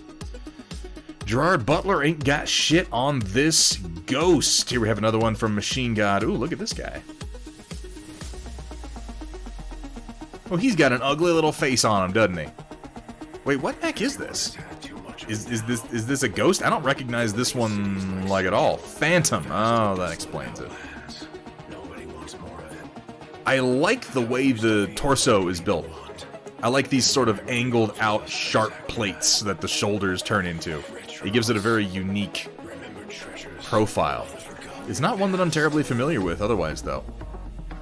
I like the big-ass, janky cannon. Is that held in the hand? I can't quite tell from this angle if it's on the outside of the arm, or if it's above the arm and his hand is actually holding on to... Okay, yeah. That's pretty cool. This is... and I know, again, I know that the aesthetic for Battletech has moved away from this in recent years, but I love mechs with hands holding weapons as if they're big rifles. I can't explain it, it does it for me. So I'll tell you what, I'm in. Nice work, Machine God. Paratoads on the hunt for a copy of Battletoads. Oh, good luck to them. Oh, so here, this is going to be the 6mm version of the more standard Elemental, eh? Yeah, let me take a look at this from Sumitha. Oh god, that is ugly. That's, ugh. Yeah, yours is way better than that. Holy crap. Alright. This is gonna print better at 6mm. This has the right proportion. Everything at 6mm has to be exaggerated, and you guys have been printing enough, you obviously know that by now, and that's why you felt more comfortable playing with the proportions and the details of the larger scale elemental. These look nice. I can't wait to see a stand of those bad boys printed up. Also, good to see you in the Storm Report, Papa Bear. For when you need thunder and lightning, try a Jupiter. I'm gonna guess this. Okay, based on that, I'm gonna guess LRM and PPC, even though I'm not really familiar with the. This looks a lot like a Zeus. Is this a version of a Zeus? Is this like a? Is it like one of those where it's the Zeus 2C and they called it something else? Yeah, I was like, it's just the Zeus. So I was gonna say, like, it's so close to a Zeus that it might as well be one. Particularly with the little flared up dealies. Oh, okay. That makes way more sense. You're just calling it the Jupiter. And it could be used in place of a Zeus. I mean, who are you to really say? That's entirely up to the, yeah, good call, Vergataron.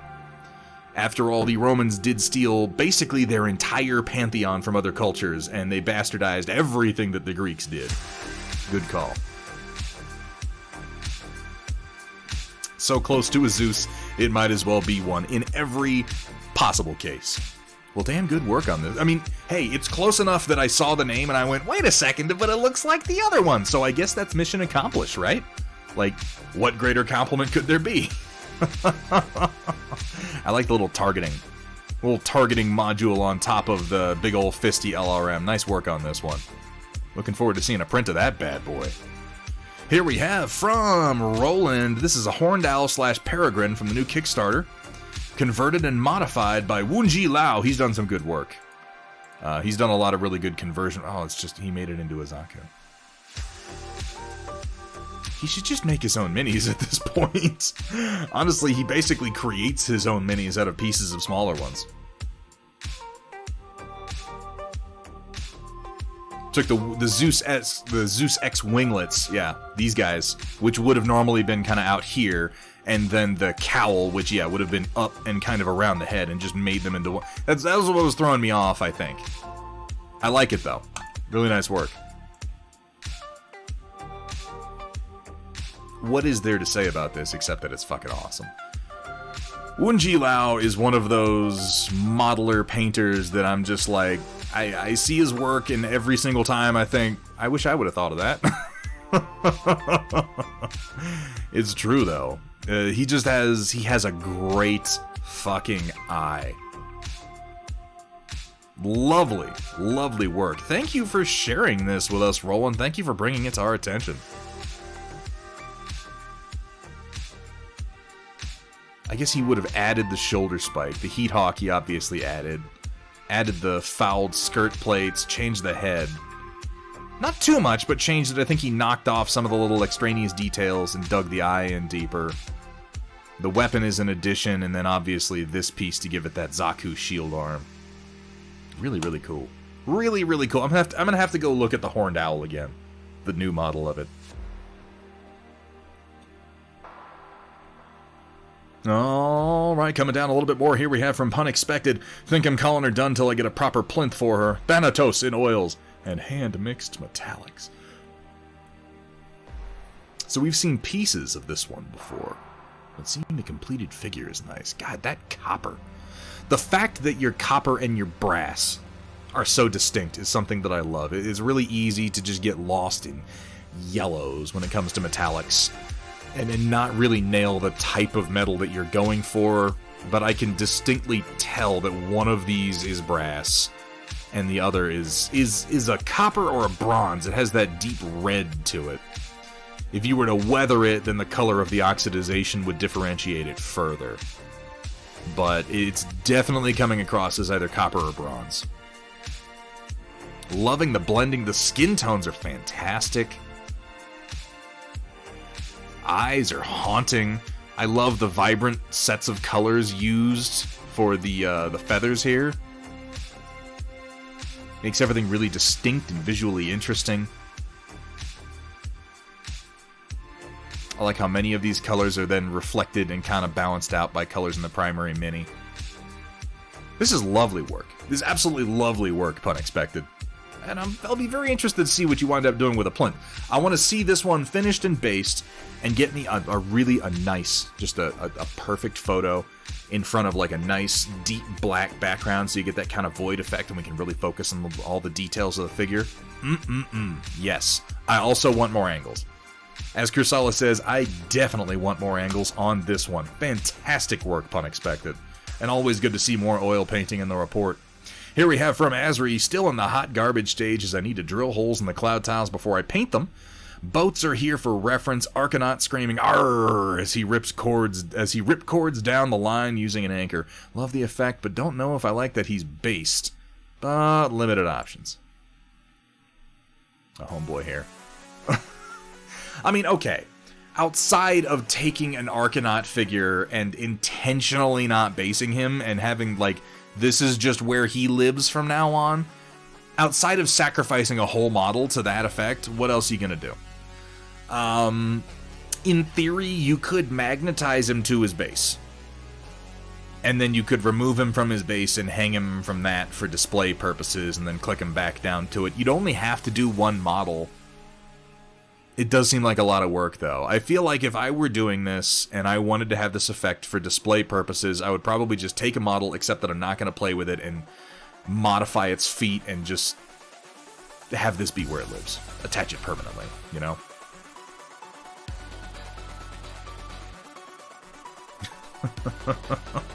Overall, it's looking damn good, though. Let's take a look at the second shot here. Oh, yeah, there he is, hanging with his little anchor. Sacrificing one model is not too great a sacrifice for a display as cool as this is. And if you really, really have to have him be playable, I'm telling you, man, a couple of neodymium magnets would solve that problem. All in all, though, some damn good printing on display here. Cannot wait to see the finished paint job on these clouds to really sell the whole effect. This is a very, very cool display project you've got going on here. Oh my god. Oh my. My. Holly Monster. I guess we've been raided. My. Holly Monster, welcome in. Thank you so much for the raid. Welcome in, Raiders. We are presently pretty close to the end of the stream, which I do apologize for. We are going through a bit that we do at the end of every stream. By the way, Riot Sister, thank you so much for that shout out. End of every stream here at Thunderhead Studio. I'll tell you what, though, I'll take a moment and I'll show you what we were working on. Since you are kind enough to stop in, let's just take a second. Why don't we do that? Because we've been working on some Conquest, the Last Argument of Kings tonight. And you know what? I'm in a mood to share. I also have literally nothing better to do with my time right now. So let's take a look at what we were doing tonight. Primarily, we've been getting our men-at-arms for Conquest, the Last Argument of Kings together, working with oil paints and sort of blundering our way through learning how the hell to sell a dramatic non-metallic metal effect. So we did the shields and armor on these two guys tonight, and kind of touched up a few of the other spots. I've been doing a lot of oil painting lately, and I've been really trying to learn non-metallic metals. Thank you so much, Holly Monster. I'm really pretty happy with how these guys have come out. They are 2 of 16 guys that I'm working on for my first block of men-at-arms for my 100 Kingdoms army for Conquest, which is a pretty awesome war game from Parabellum War Games. And what we were working on prior to that, and kind of my big project right now, also in oils, and also doing my best to learn NMM, is this older Forge World Sanguinius figure. Currently, only his legs and his left arm are actually anything close to what I would call done, minus a few details. But this is what we've been doing on stream. And it's, it's coming along. We're learning. We're learning a little bit at a time. Holly Monster, what were you working on tonight?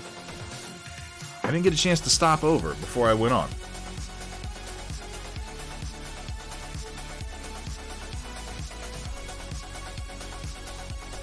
A Mrs. Claus. Claus, as in Santa Claus. I read that was like Mrs. Claus, like just the wife of some German guy. Oh, Claus. Okay, I get you. I'll have to pop over and take a look. If you're gonna post it to your Instagram, or I'll pop into the VOD, one way or the other. I'd certainly love to see it.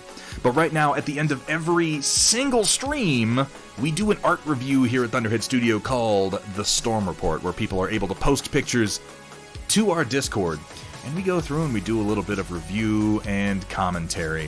If any of you folks would like to join in for the next stream, we do close the Storm Report near the start of every stream, or at least we're going to be doing it now. But you can jump in and post a picture for next time, and we'd be happy to take a look at it. Holly Monster, as always, I would be honored if you felt like dropping a picture in, whether you're going to be here next time or not. I always love seeing your work. It's for your dad and his girlfriend for Chris. Oh yeah, no, keep it under wraps then. Keep that. And then when it's actually a gift, I will marvel at it then. Guys, by the way, we got a shout out for her, but if you're not following Holly Monster, you really, really should be. Fantastic streamer, great community. I'm really, really impressed by the depth of her burping. And I know that sounds weird. I know you're thinking, Thunderhead, that's such a weird, like, confusing thing to say on stream, but you only think that because you haven't been in her stream yet. It's fucking amazing.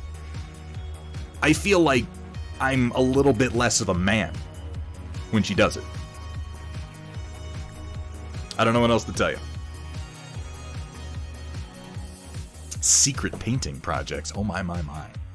Well, Holly Monster, again, thank you so much for that raid. I won't keep you around any longer. I know you're probably tired. Probably want to go and get on with the rest of your night. Thank you for bringing your people in here. Folks, welcome in. We're gonna carry on with our art review now. And this is a really, really impressive 3D printing project from Asri.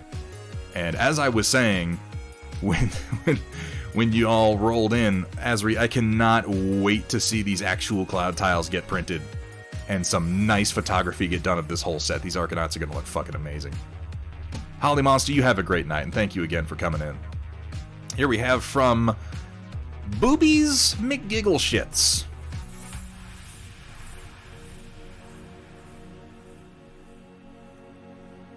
Is that really their name? Okay. Yeah, I guess this is from someone who calls themselves Boobies McGiggleshits. Working on this Wild West Exodus alien, starting the claws. Base will be next. Ooh, those are some interesting color choices. I love the blue out to magenta shift that you have going on here. And then the kind of fleshy bone, the yellows and the reds all mingled in here. Very, very interesting. I haven't seen that much Wild West Exodus stuff. We had some people who played Wild West Exodus down in San Antonio when I still lived there, but I never really got into the game. It seemed like fun. I knew that there were aliens in the game. It's like it's crazy off the wall shit. Really nice work on the claws in particular. Look at this gradient from the top down to the bottom, and look at how we have this opposing highlight up here and then down here. It gives it so much depth. We have a nice warm to cool transition too, kind of a blue out to like a bone. Oh, that's cool. We have sort of a predator looking face here. I would love to get a lower shot and get what the front of his body looks like. Really, really great work, Boobies. I've seen Boobies McGiggleshits around. I don't know that you've ever posted to the Storm Report before. So it's the reading it out loud part. That's what gets me. Lovely work on this though, and yeah. Okay, as you say, you're starting the claws, and we can kind of see that here. Like that hasn't been done here, and then we've got that gradient going in. So I can't wait to see what you do with that next. Really, really nice work, and very curious what the base is going to wind up as. And here we have from Sumitha. May not be a Thunderhead exclusive or any kind of special art thing, but really happy to report that after a 23-month hiatus, got back behind the wheel of Sumitha on Sunday. Some may have seen the onboard I posted in the general chat. It was a really, really fun course. Driving the slick-shod 600 horsepower beast was quite the jump from driving only cars that can't get out of their own way for nearly 2 years. I feel like I've forgotten about half of what I've learned, but at least my muscle memory has survived the test of time. Managed to pull off the fastest time of the day for the event, even though the track had started to heat up in the afternoon sun and lose grip before I even started driving. This in spite of a severe lack of sleep in the 48 hours leading up to the event. It was a pleasure to get back out there again. Haven't found a way to post the video in a way that'll show well in the Storm Report, so I'll post a couple of photos. We probably need to make some format changes to the Storm Report to make posting videos easier, but we will, burn that bridge when we come to it. Ooh, that is a sexy little vehicle you got there. Look at that S-Cargo. Because Sumitha, it's S-Cargo, it's a snail joke. Has no one here seen Trading Places? What? Son of a bitch. That was funny. That was a funny joke. Damn it. See? Hypnotic Mom thinks it's funny. Rio laughed. They're my audience. They're what matters. This is for them.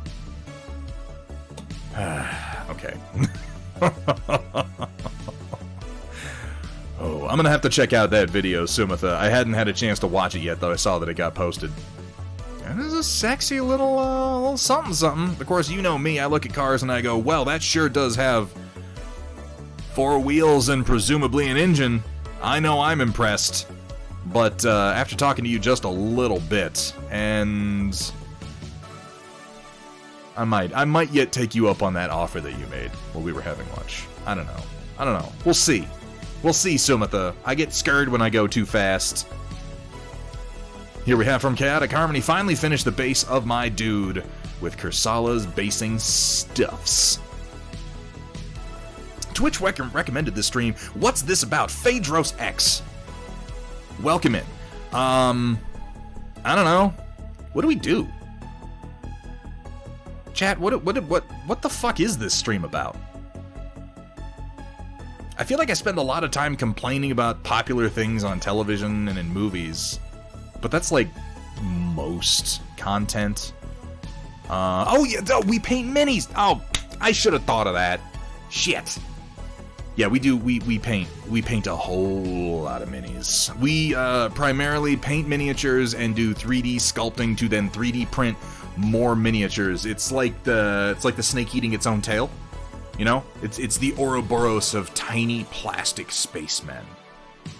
Yeah, Phaedros, if you're into mini painting, dude, this is certainly a good place to be. Twitch likes bad joke. Yeah, it recommended you in here because I just told one of the best jokes that has ever been told.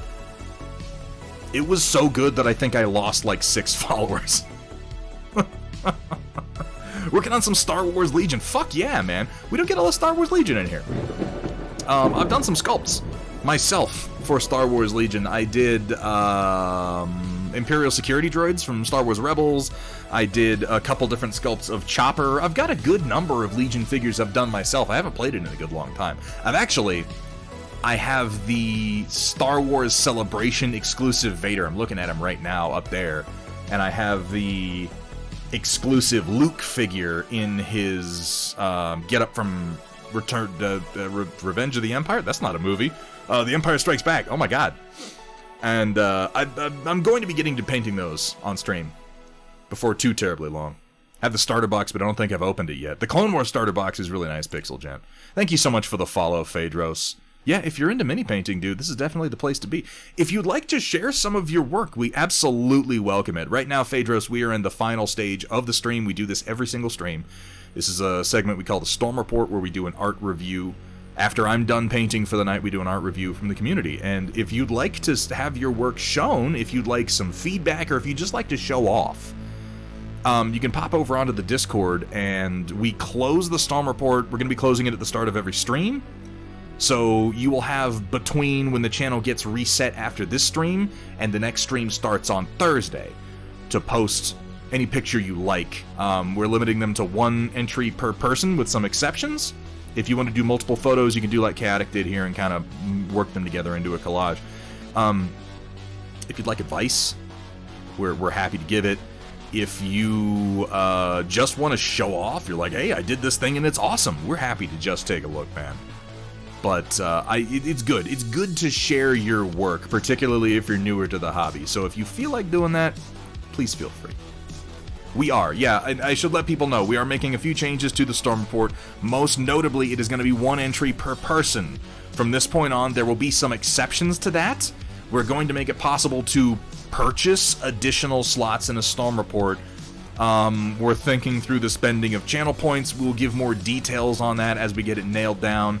And we are going to be closing the Storm Report at the start of the stream from this point on.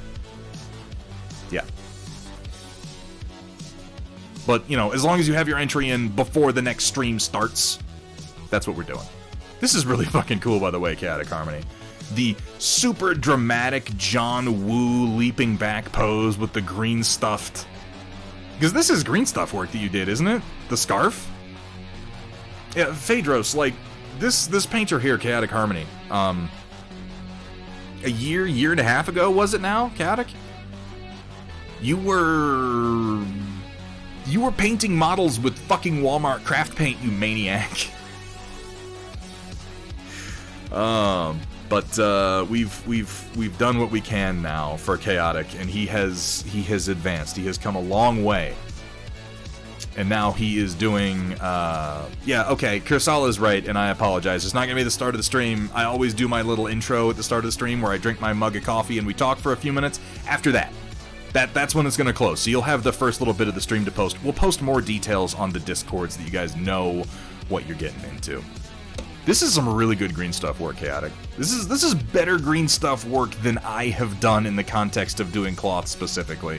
I love the sense of motion that I feel like this pose wouldn't work without it. Because if you didn't have the scarf, he would just be like, I'm reclining in midair for some reason. It really wouldn't be clear what was going on if he was moving forward with like a drop kick or if he was moving backward. But being able to give it the sense of motion with the scarf, I definitely get the I'm in a John Woo movie vibe off of him. I fell out of the dropship. Yeah, see, there you go. We've done what we can. Now he can even bathe himself. I don't wanna go that far, Pyre. I can't really confirm that. That's why you did it. Well, you know what? Mission fucking accomplished, dude. I really dig it. The freehand alien speak that we have here, up here on the shoulder, and even along the scarf. God damn, dude. This looks really, really nice. Recently added the new GW paints to my collections. You can be ultra lazy with hordes. Fuck yeah, man. I really, really like the shading that you have on this panel, by the way. Chaotic, this panel, look at it. Focus on it. Concentrate on this panel. You see what you did here? Do more of this on more of these. Not all of them, but if you can replicate this effect on this panel on more of these off-white panels across the entire figure in the future, this is the best looking off-white panel that you've done. This looks fantastic. It doesn't have to be complicated, Chaotic. It looks fucking good, dude. Nicely done. Here we have from Pixel Gent a little bit of work on his stream over... Oh, this looks nice. This is good. I like this. It's a tablet and then it's a smartphone. That's pretty slick. Really nice work, Pixel Gent. I like how we've got a Winsor & Newton Series 7 over here and everything. And I assume that these pictures and captions will be changed. God, this is so much slicker than my overlay. Mine's so primitive. Whatever. It gets the job done. Lovely work, Pixel. I cannot wait for you to start streaming, dude. Your work is so fucking awesome. I am gonna be there day one. Pixel Gent, thank you so much for sharing that with us today. But that is gonna bring us to the end of the Storm Report, and as is tradition, to the end of tonight's stream. It is, it's functional. It gets the job done. It's got my logo in way too many places on it. Isn't that's what you're supposed to do, right? Come on. All right, let's see who's streaming. Who we raiding tonight? Oh, Megapedia's going, Steep T, Commander Mittens is rolling, and I feel like that's where we're gonna wind up. Let me make sure there's nobody hiding from me. Oh, Cosmic Disorder, Key Lime Prime, the Bongbarian playing some Mass Effect. Yeah, we're gonna rock on over to Commander Mittens, one of my favorite newer streamers. Commander Mittens is very talented, does a very achievable level of painting, is incredibly friendly, and always willing to share what she is doing with everybody. Let's get that going. Ladies and gentlemen, locusts and gentlemen, as always, a huge thank you to everybody who came out tonight on this slow Tuesday. We're just kind of getting our week started off, but I think we're starting it off right. We got some good work done tonight. We had some good conversations, very one-sided ones. I think I talked about some shows that I like, and then I bitched about Star Wars for a few minutes. The fact that it was only a few minutes and not a half hour, I think is an improvement for me. That's better. That's better than my usual time. Guys, thank you to everybody who contributed to the Storm Report. I absolutely love seeing your work. We'll get those new rules and post it up so that you guys know what we're doing for Thursday. We're going to be spending a little bit more time on painting for future streams, and I'm just trying to get the Storm Report a little bit more streamlined, particularly since we have so many more people posting to it now. We will make it possible for you to post new pictures, and we'll let you know how that's going to work. We are going to be back Thursday the 23rd working on some more Conquest. We're really going to try to finish these damn Men-at-Arms. It's been taking fucking forever, but we're going to finish this unit. And then Sunday, we're going back to Sanguinius to try to polish him off. More Conquest next week. And, oh shit, my time's almost up. Huge thank you to my mods, as always, guys. I'm going to go get something to eat, so until next time, keep on painting.